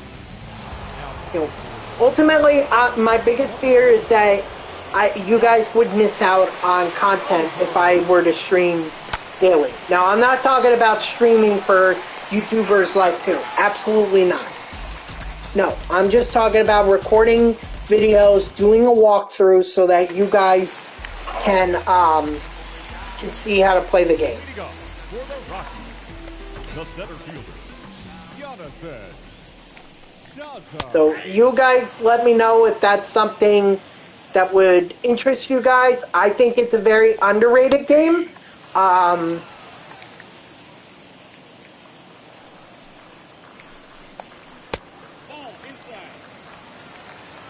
But it's definitely one that I enjoyed playing, even though it took me a couple tries, because the first time, obviously, I didn't understand what it was that I was supposed to do. Right, second time, the game actually had like a couple issues. I had a couple issues with the game freezing on me, and then I'd lose all the day's work, and then you know, just be completely behind. Count is 1 and 2.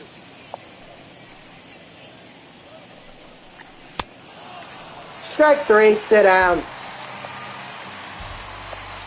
Now batting, first baseman. And so the third time, you know, still some issues. There were still some issues, but not enough to discourage me from playing the game. Ultimately, because I knew I was close, and all I just really needed to do was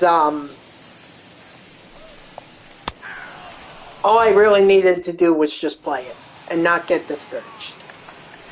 So I think it's a great game. I would love to do a walkthrough for you guys, but that's, you know, you guys let me know if you would be interested in that.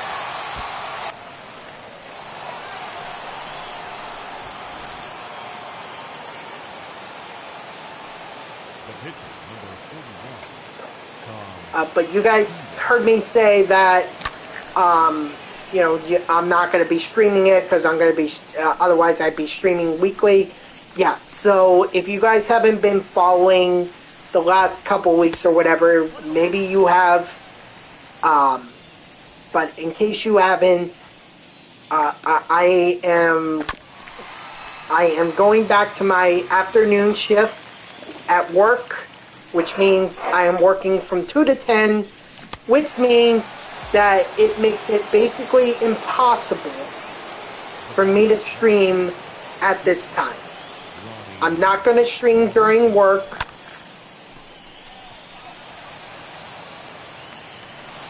Or while I'm working, so therefore this week will be my final full-time streaming. Can't listen to you, but can chat. Very sorry about this. It is family stuff. No problem. No problem. Actually,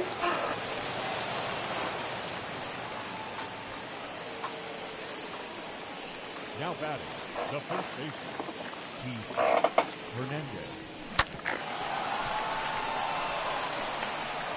oh gosh. Hold on. The catcher, number 8, Gary.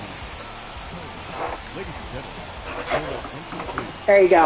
Oh, the lure. Number The lure. 42. Yeah, I appreciate the lure. Oh boy. Yeah, but don't, you know, I want... There you go. See, I'm gonna always... I'll always... Here, I'll... The left fielder, number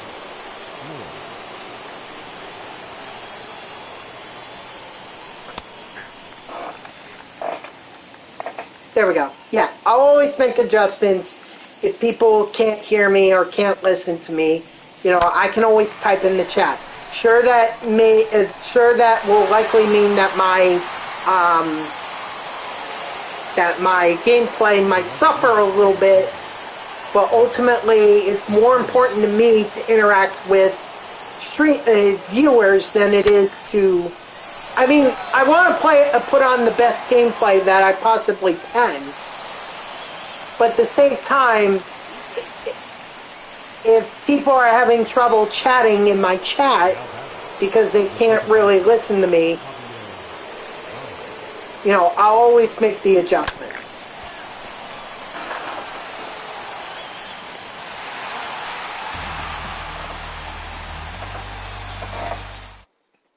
I'll always do it. So if you guys need there to be like need me to type in chat, that's fine. I have no problem typing in chat. Just give me a minute if maybe I'm in the middle of something important and I can't necessarily type in chat. But if you need me to do that, I will do that. Just give me some time to be able to respond.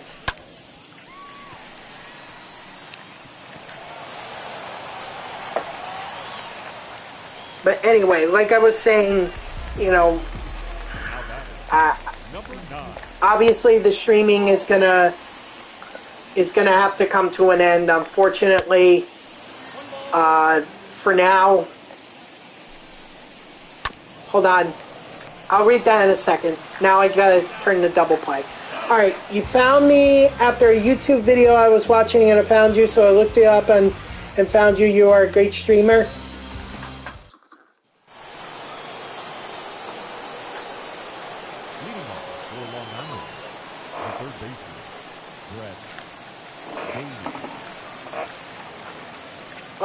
Which video were...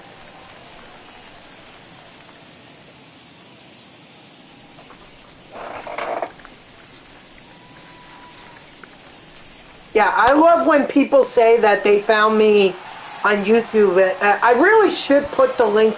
See, this is what I used to do in my stream, like at the end of my streams, is that I would always put the link to my Twitch channel at the end so that people could come to my Twitch channel if they liked my videos in YouTube. So, you know, I wanted to do that again, but the problem is that it takes a lot of time for it to add that screen. You may think that that's not a big deal, but let me tell you something, it is a big deal. Because it means I have to take my videos and I have to put them into a video editing program, and then I need to add the end transition to the video, which basically means that it's going to make the video even larger, and that takes a lot of time for it to process. Not to mention all the processing that I have to do on YouTube and everything. So by the time it was all said and done, sometimes I wasn't even posting these videos or these streams until 3 or 4 o'clock in the afternoon. Your attention, please. And that's not good, because that meant that 2 or 3 hours from now, that stream would be irrelevant because I'd be on to the next one. Or I'd be doing my next stream.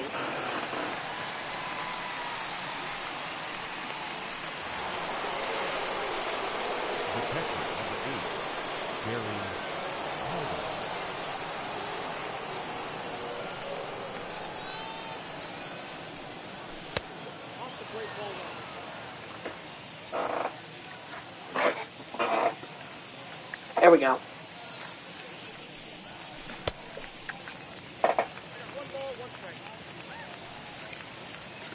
So, it takes a lot of time, and I needed the space on my computer to be able to do work. You know? I have to be able to do work, and if I have no space on my computer, I can't work, and my bosses get mad. So, you know, I need the space, and unfortunately the video editing just couldn't be, it may seem small, but it does take up some time, some space, and ultimately it was not worth it to me. So, maybe, I think there might be a function, I'm so sorry. I think there might be a function on YouTube to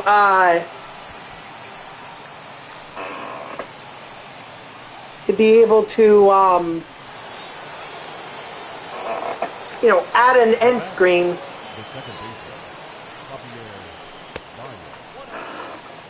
Hold on.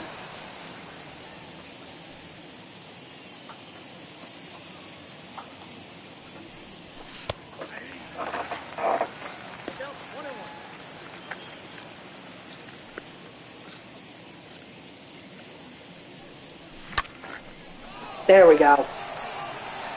Alright, nope.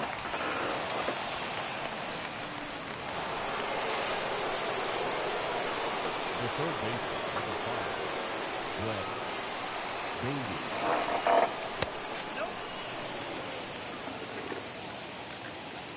So, that's something I could always look into, but at the end of the day, guys, like I said, I'm not going to be streaming for much longer. This is likely going to be, tomorrow is likely going to be my last stream, at least for a while. So I'll do my whole goodbye thing there.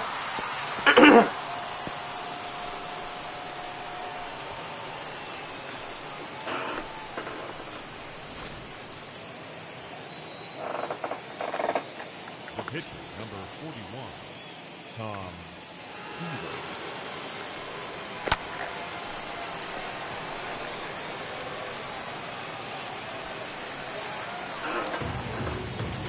Hold on.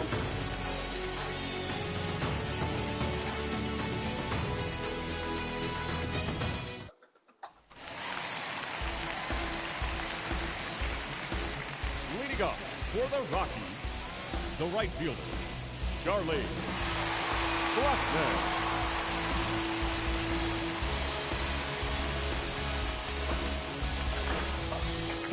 Oh, I don't even know which one I just selected. Whoops.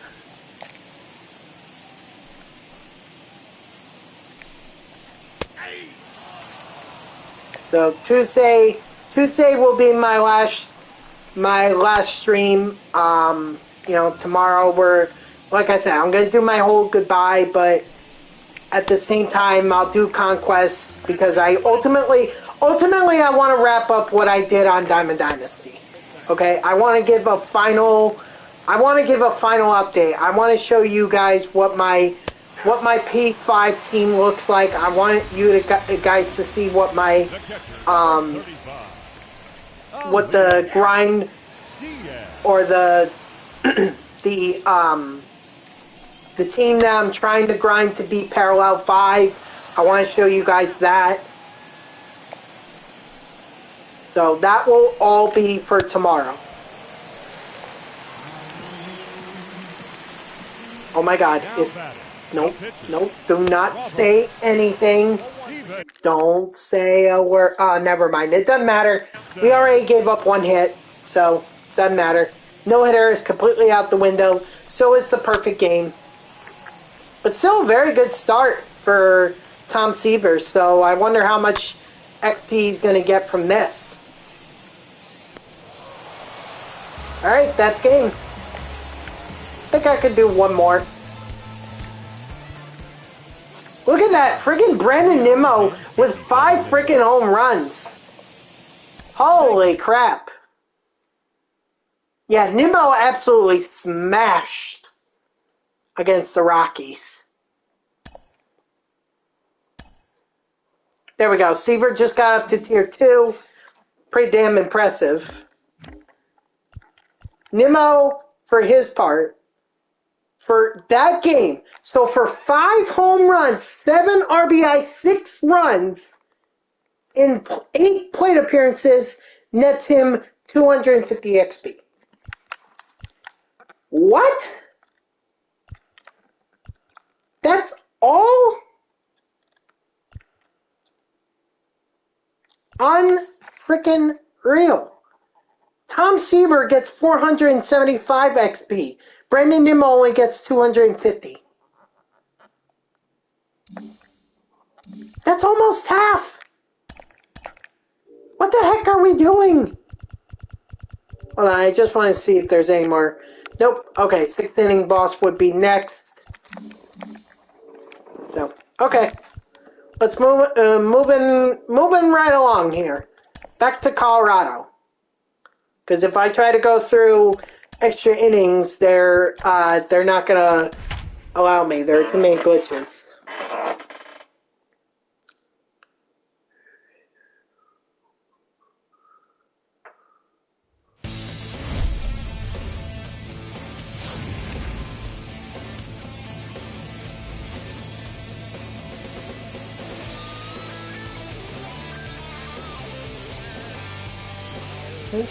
Well, I'm gonna save that for later.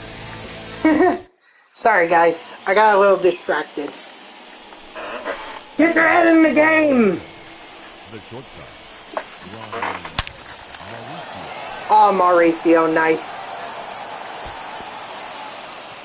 But even if he gets, even if he comes close to what Nimmo did, he's only gonna get 250 XP, which means he would still be 10 freaking short, or 1,500 short of being P5. Hopefully they do the forever event at some point where you could do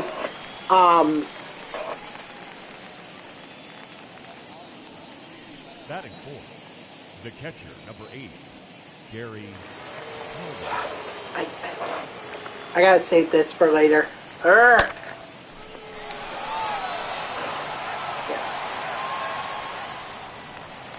That's it. No more phone distractions. That can wait. Batting fifth, the left fielder, number 30, Flip. Floor.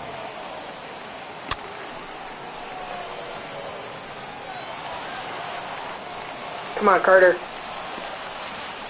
Atta boy!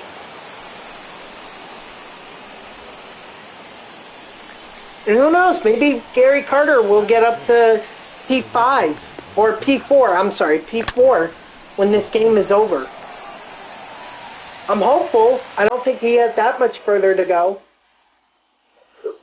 Oh, excuse me.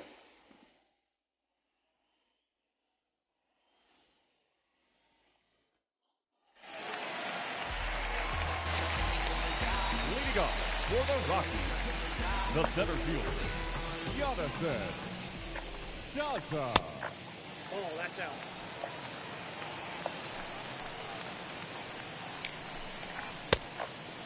That's out. 1-1.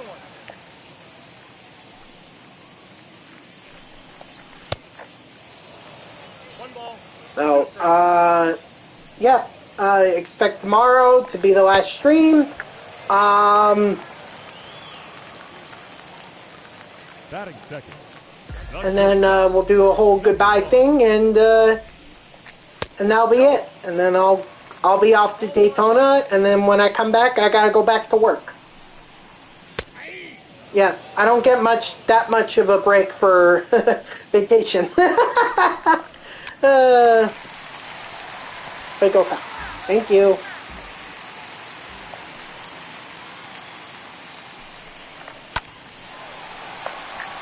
Ooh, great play there, Baez. Nice. Batting third. The first baseman, CJ. But I promise you guys that when I do get this team up to P5, because that's my ultimate goal. I want to get this team up to P5. So when I do, I will take a picture with it, and I will post it to social media. Leading off for the Lions, the second baseman, Javier Mayo. And I will show you guys, and it will be freaking awesome.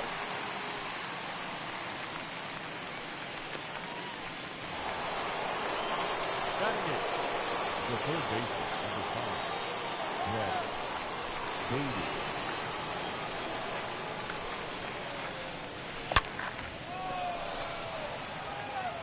Hey, Peach! Thank you for the 3 bits. I appreciate it. How you doing tonight? Batting ninth, the pitcher, number 31, John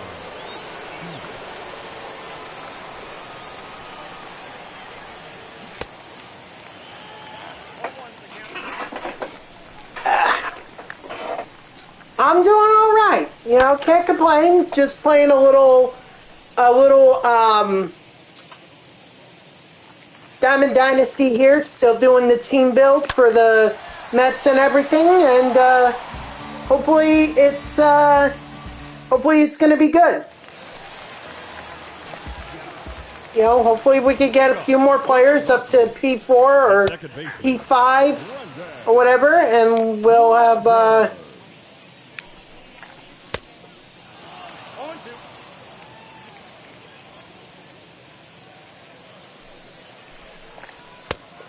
Yep, that ball went out.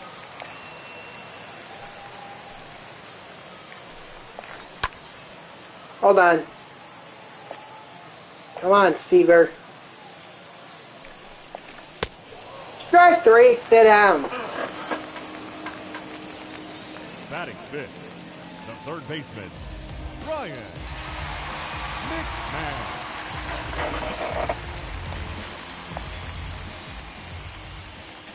You know what's also odd, guys, that I just thought about this. You know, I mentioned last year that my friend, one of my friends, Shrevers, Michael Pags, he goes by. He had like a whole affiliate thing going for him. Like he had a whole affiliate celebration and everything. And I just looked back and I realized I never had that. And I've been affiliate for well over a year. So I don't know if they're like, oh, well, you have to be streaming 365 days. And, you know, I don't know if it's all about that, but I never got the...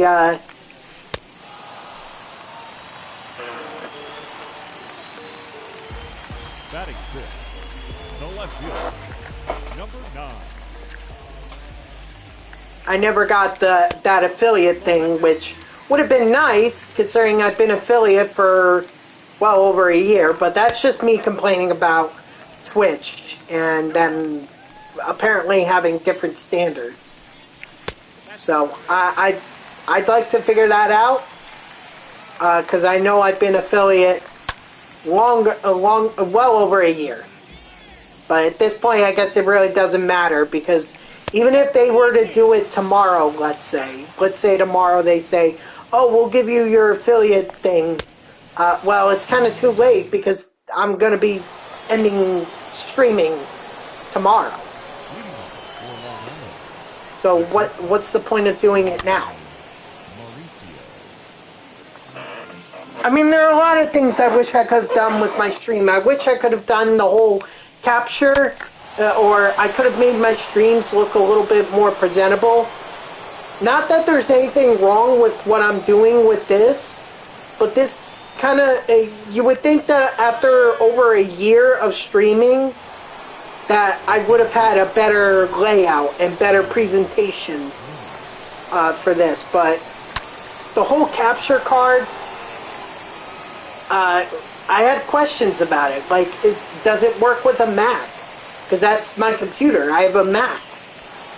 And if it doesn't, well, I've heard it does, but, you know, that would have been a lot of time and money to invest into the stream, and I wasn't sure how long I was going to be doing this, so... The catcher, number 8, Gary. You know, I'm glad that I eventually got emotes. That's the ultimate thing that I wanted for you guys, is those emotes. You know? It's great that I finally got those emotes, even though that they were pretty generic and things that you could easily get as an affiliate streamer. At least it's a starting point. Until I could find someone that I was comfortable with that could do emotes. Because I didn't like the idea of some people reaching out to me on Twitter saying, oh, well, I see you're affiliate. Well, I could do a layout plan for you. I could do emotes, and here's what I charge. Okay, well, the problem with that is that I don't know who you are, and you're telling me, hand over my credit card information or hand over my bank card information, and I'll pay you these insanely low prices, but now you have that information, and who knows what you're going to do with it. And I got to tell you, I'm sorry, but that's too risky for me. I'm not comfortable with that. So, you know, those people that reach out to me on Twitter and say, oh, I could give you emojis, I can give you all this kind of stuff. No, sorry, I don't trust you. Because I don't know who it is that's on that other end. It may very well be that person. But how am I to know? I guess if I could FaceTime them, you know, then I would see a face and I can check to make sure they're legit. The catcher, Elias. But even then, you know, spending money on something that I didn't know I would be doing, I didn't know how long I would be doing it. You know, I was at the beginning of the summer, or at the end of the summer of 21, I was under the assumption that I was going to start going back to the office. And here we are in February of 2022, and we're not even talking about coming back to the office right now. Who knows how long it'll be before we return to the office. Leading off for the Rockies, the pitcher, Tom So it's just, again, guys, the COVID pandemic was, for as terrible as it was to see a lot of people die, millions of people get sick, as terrible as it was to see the negative impacts that came out of this pandemic, I feel like one of the positive things was the rise of streaming. And the fact that so many people not only got into it, but were watching others as well and supporting others. You know, streaming was on the rise before the pandemic. The pandemic just further sped it along. And now we got big streamers and we got people streaming, and suddenly there are new opportunities. And that's great. But to me, it was not an opportunity, it was a hobby. It's something that I do to entertain you guys because I enjoy playing this game.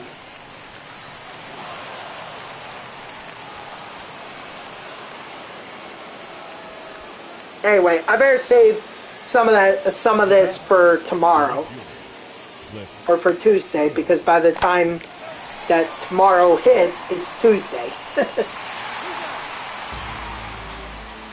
Anyway, I'm sure at this point Gary Carter has gotten up to tier 4. Which, yeah, that's great and all, but who's to say that Brett Batty's not going to get up to tier 4? Or Cliff Floyd. So, I'm going to keep playing this game. We still have, what, 25 minutes before I end the stream, or around where I want to end the stream and everything, so we're going to keep going. We're only in the 4th inning. Strike 3, sit down. Besides, who knows how close I can get Tom Seaver to being like tier 2 or whatever. That'd be great if I could get Seaver up to tier 2.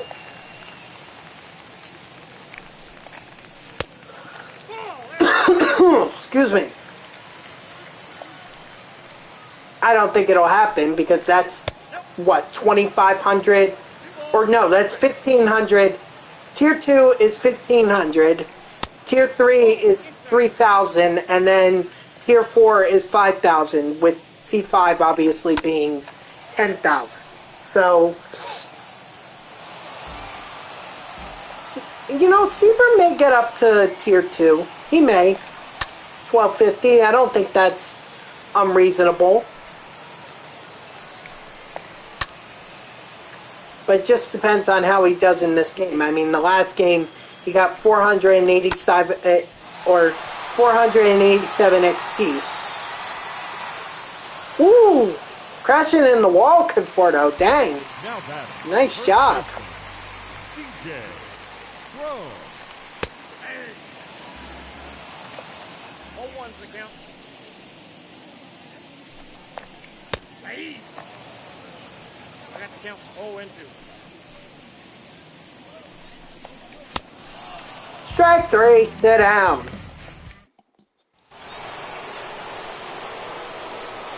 Leading off for Long Island, the right fielder, Michael Conforto. Are we at 5th inning? Woo! Smacks into the wall and then smacks a home run into the 3rd deck. Holy shit. Your attention, please. Now pitching for the Rockies, number 85, Julian Fernandez. Go over his head. Frick! I always hate those animations. Oh well. The third baseman on the field, Wes Davis.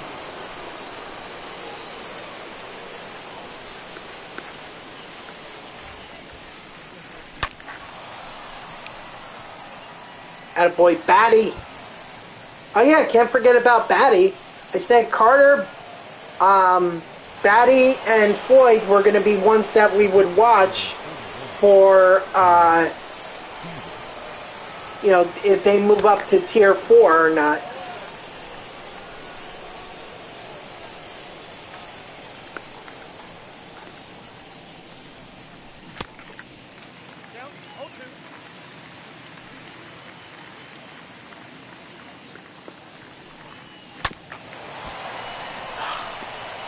Receiver, of course.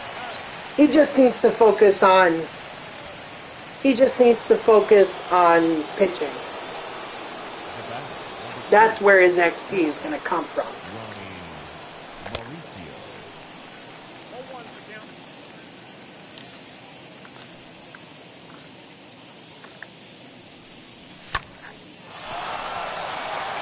Well, even if it's out. Oh, it's not. Okay, I'll take a triple. So, keep getting that XP from Mauricio. Even if it's only 200, still 200 more that I don't have to worry about at a future date.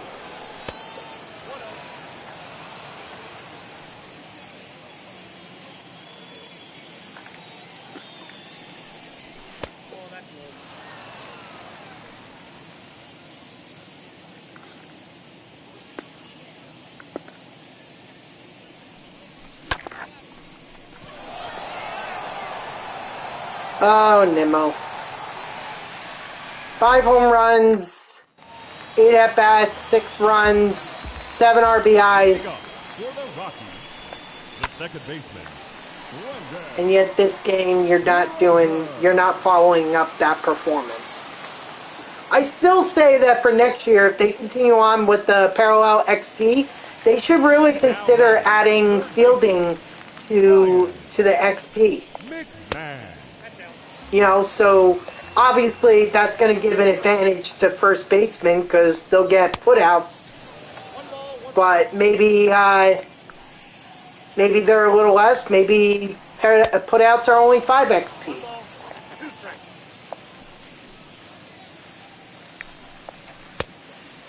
Or and assists, they could be 10 XP. Uh-oh. Good effort there, Nimmo. Unfortunately, not enough.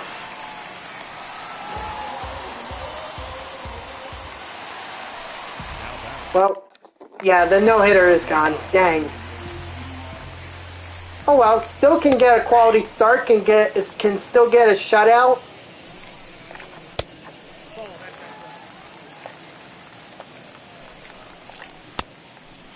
Count is 1 and 2. What do you got? Got him! Strike 3, sit down. The right fielder, number 19, Charlie 0-1. Blackman. No ball, 2 strikes. Oh, dang it. Change up. I got the count 1 and 2. Pitch a few more times with him. I'm sure I can get Seaver's pitch selection down. But it's going to take a little while. The first baseman, Hernandez.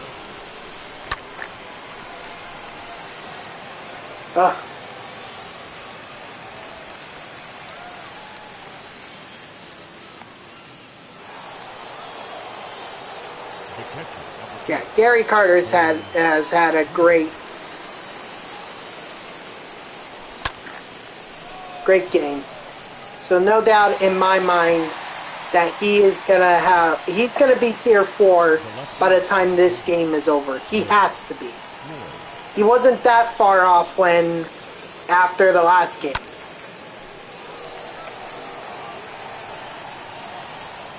I don't know. I don't know about Floyd or Batty. I didn't really see their progress. So hopefully they make some good progress. But I guess we'll see once we get done with this game.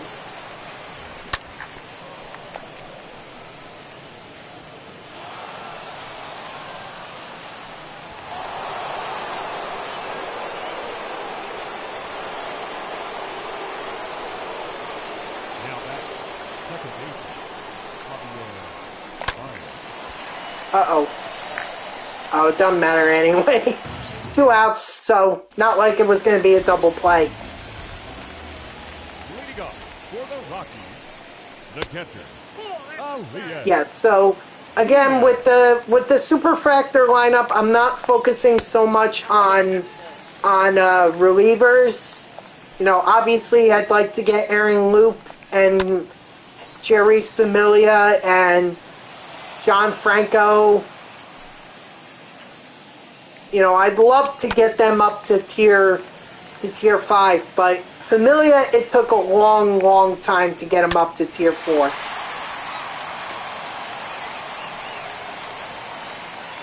Oh my gosh, Keith, why didn't you stay on the bag?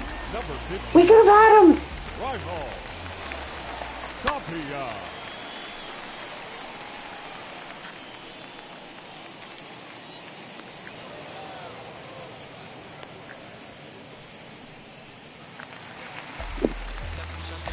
The center fielder, number 2, Jonathan Piazza.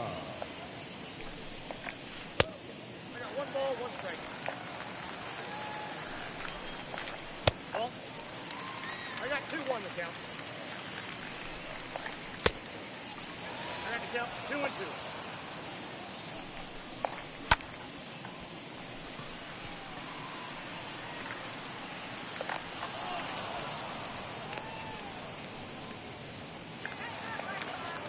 See, like, there with Brendan Nimmo, you know, 10 XP right there for 2 putouts.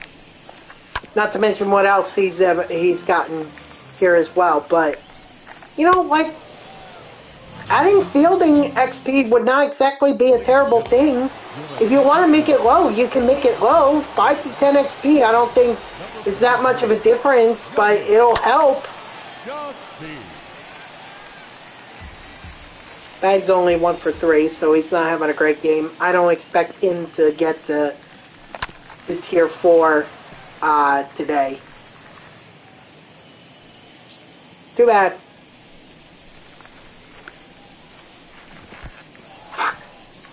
Yeah, he's definitely not getting the tier 4. I mean, he could probably score a run here, but that's about all the XP he's going to get.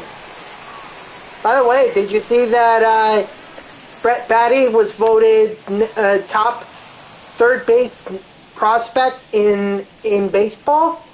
I mean, that's pretty good.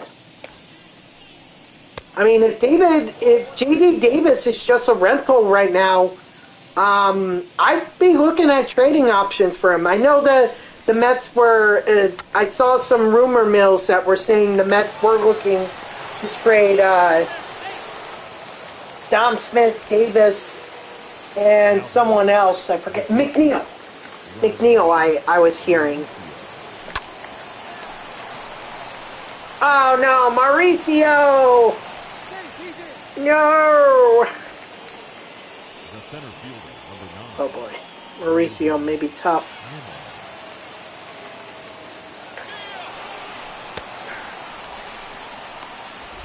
Yeah. I shouldn't have tried it. I shouldn't have. Ah, that is such a corner painted or a zone painted strike.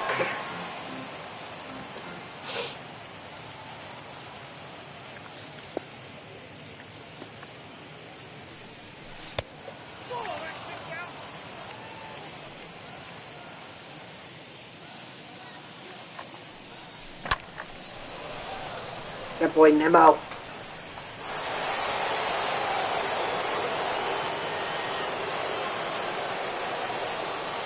first baseman, number 17, Hernandez. Wow, that nearly cost me right there. Good thing that wasn't a pitch right down the middle, otherwise I'd be kicking myself. There we go. Attaboy, Keith.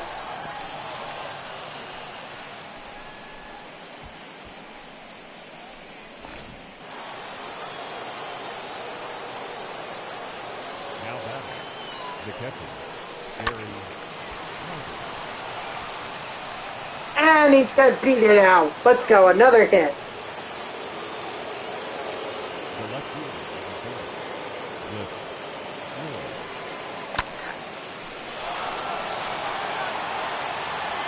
4, Oh, he can go. It's 2 outs. Hey, look at that. Cliff Floyd getting a home run.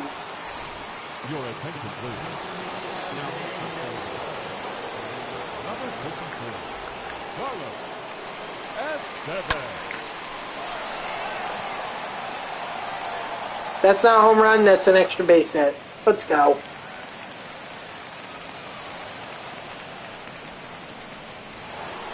Now batting, the second baseman, Javier Ryan.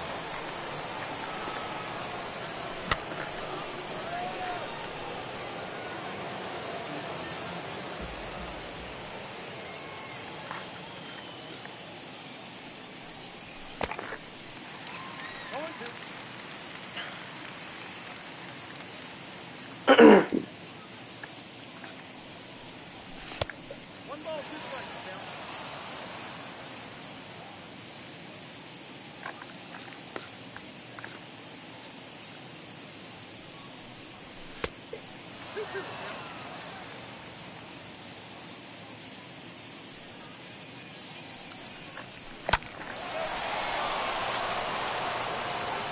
Attaboy, Baez, excuse me. I can never say that right, but you know what? He's no longer on the Mets, so should I really give a damn? I wouldn't have even given a damn even if he were on the Mets, because the minute that he booed Mets fans, he just lost my respect. I'm glad the Mets didn't re-sign him. Not worth the money. And honestly, I think we should invest more in Jeff McNeil anyway. That's the guy that's going to be able to, you know, really hit for a high average. So we talk about Brendan Nimmo always getting on base and everything, but Jeff McNeil is the one that's going to get the hits. And you need that type of guy in your lineup. You need that guy that's going to get on base or get hits a lot.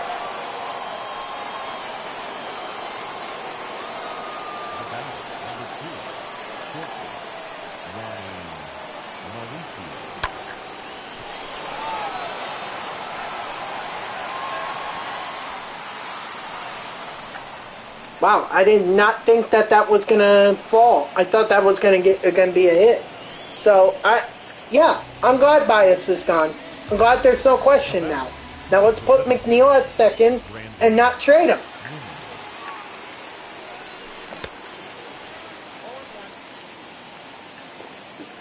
Just because he had a rough year last year doesn't mean you give up on him.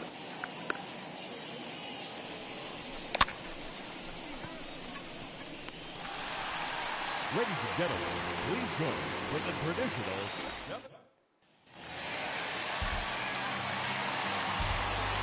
Leading off for the Rockies, the first baseman, C.J.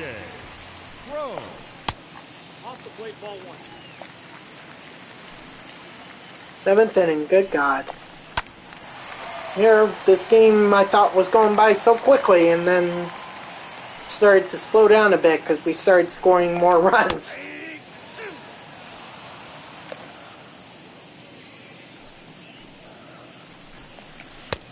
Strike 3, sit down. Now batting, the second baseman, Roger.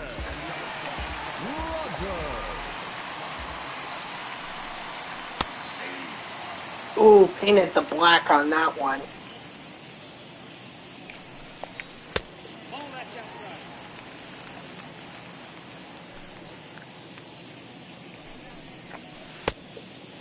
Count 1 and 2.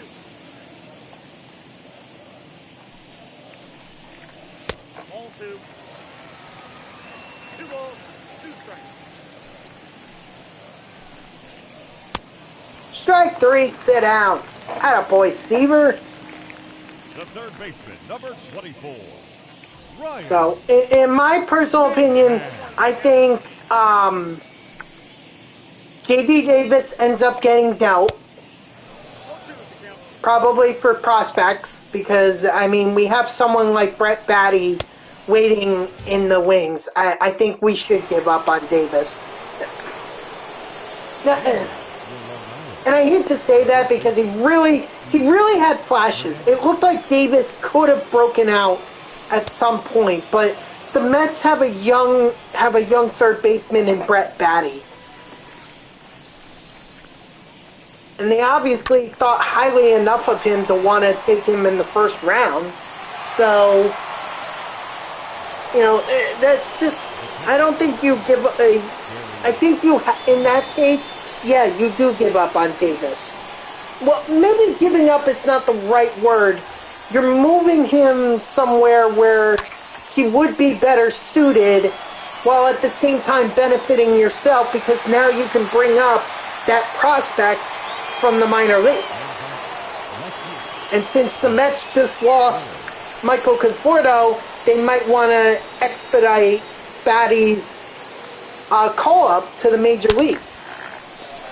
After all, you need that lefty bat. Yeah, Dom Smith is going to be in there, but you need more than that. And also McNeil, I should mention McNeil. And Lindor's a switch hitter. I think Marte is a switch hitter. No, actually, Starling Marte, he should be... Starling Marte should be a righty, no? Let's see. Starling Marte.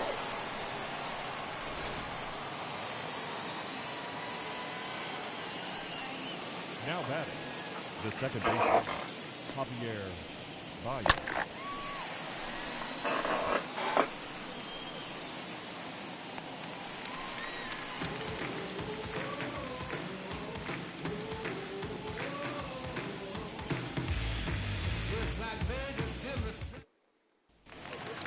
I'm not interested in his career stats. I just want to know if he's a righty or a lefty. I think he's a righty.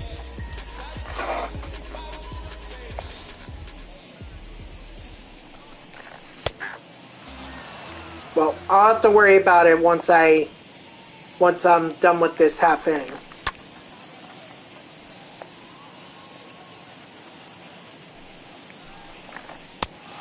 Strike 3, sit down. The right fielder, number 19, Charlie Blackman.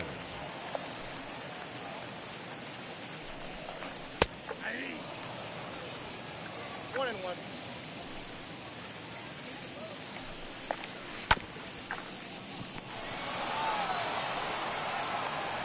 $56 speed ain't outrunning that. Yeah, he bats righty. That's what I thought. Okay, so you have Nimmo, you have McNeil. I guess you have a decent amount of lefties in there, but I think Batty has the potential to be your power lefty hitter, which is something that we're lacking other than Dom Smith. Leading off for the Lions, the third baseman, Brett Baty.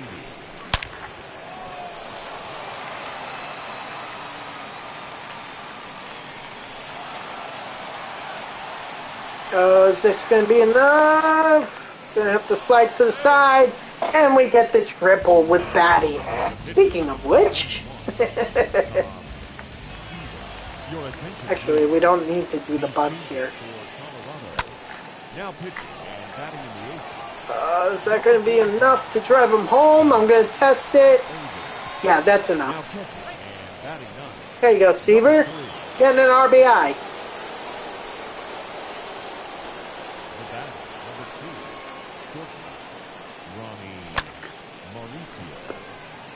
No way. No way, no way, no way.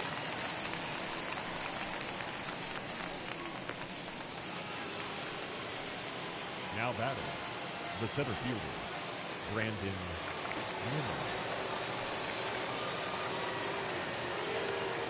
Nimmo. Hopefully that's enough for Mauricio to reach 8,500.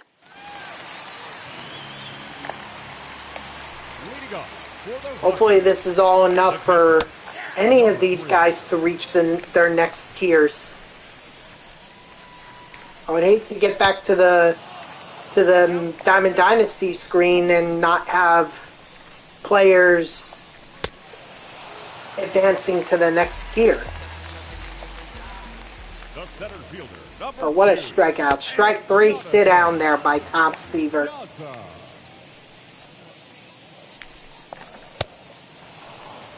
No balls, 2 strikes. Strike 3, sit down. The batter. Keep number mowing 1. him down, Seaver. Base.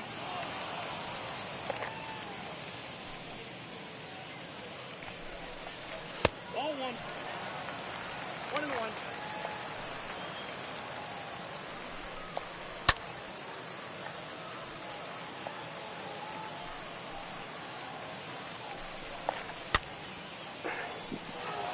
I was so ready for strike 3, sit down right there. I was so ready. Ball 2. I got the count 2-2. Count God damn it. Friggin' full count, are you kidding? Strike 3, sit down. Game over.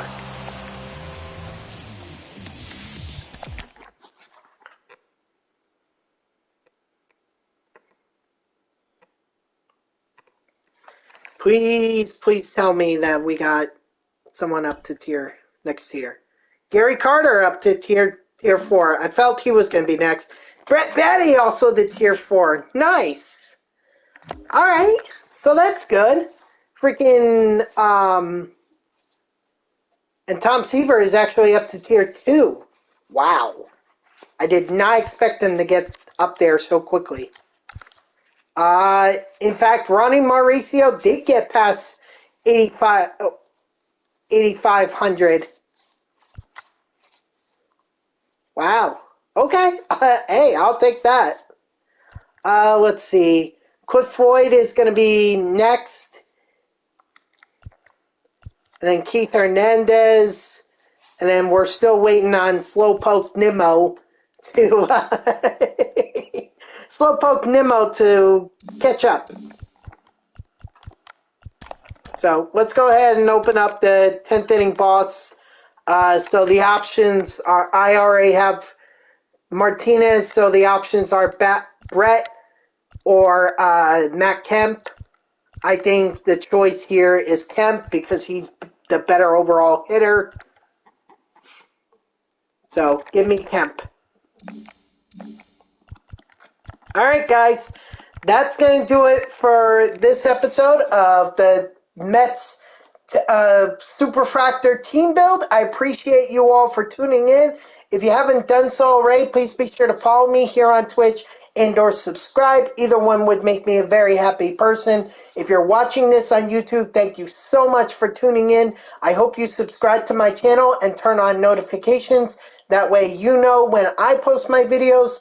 And if you want to know when I go live, you can follow me on Twitter at JeffreyWarner3. The link is in the About page. That's underneath my stream here, so go check that out. I'll also put the link in the chat here so that you can go put in that link and you can follow me. Just make sure you turn on notifications. That's the best way because I'll always tweet whenever I go live.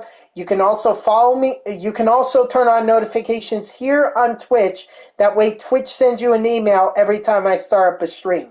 Overall, this was good. You know, we made a lot of progress on Mauricio. We got Carter and Batty up to tier 4, which is great. Next up will be Cliff Floyd, obviously. At some point, Keith Hernandez will be reaching tier 4, and then eventually Nimmo. The ultimate goal, though, is that we're going to get Ronnie Mauricio up to P5. So hopefully that will happen soon.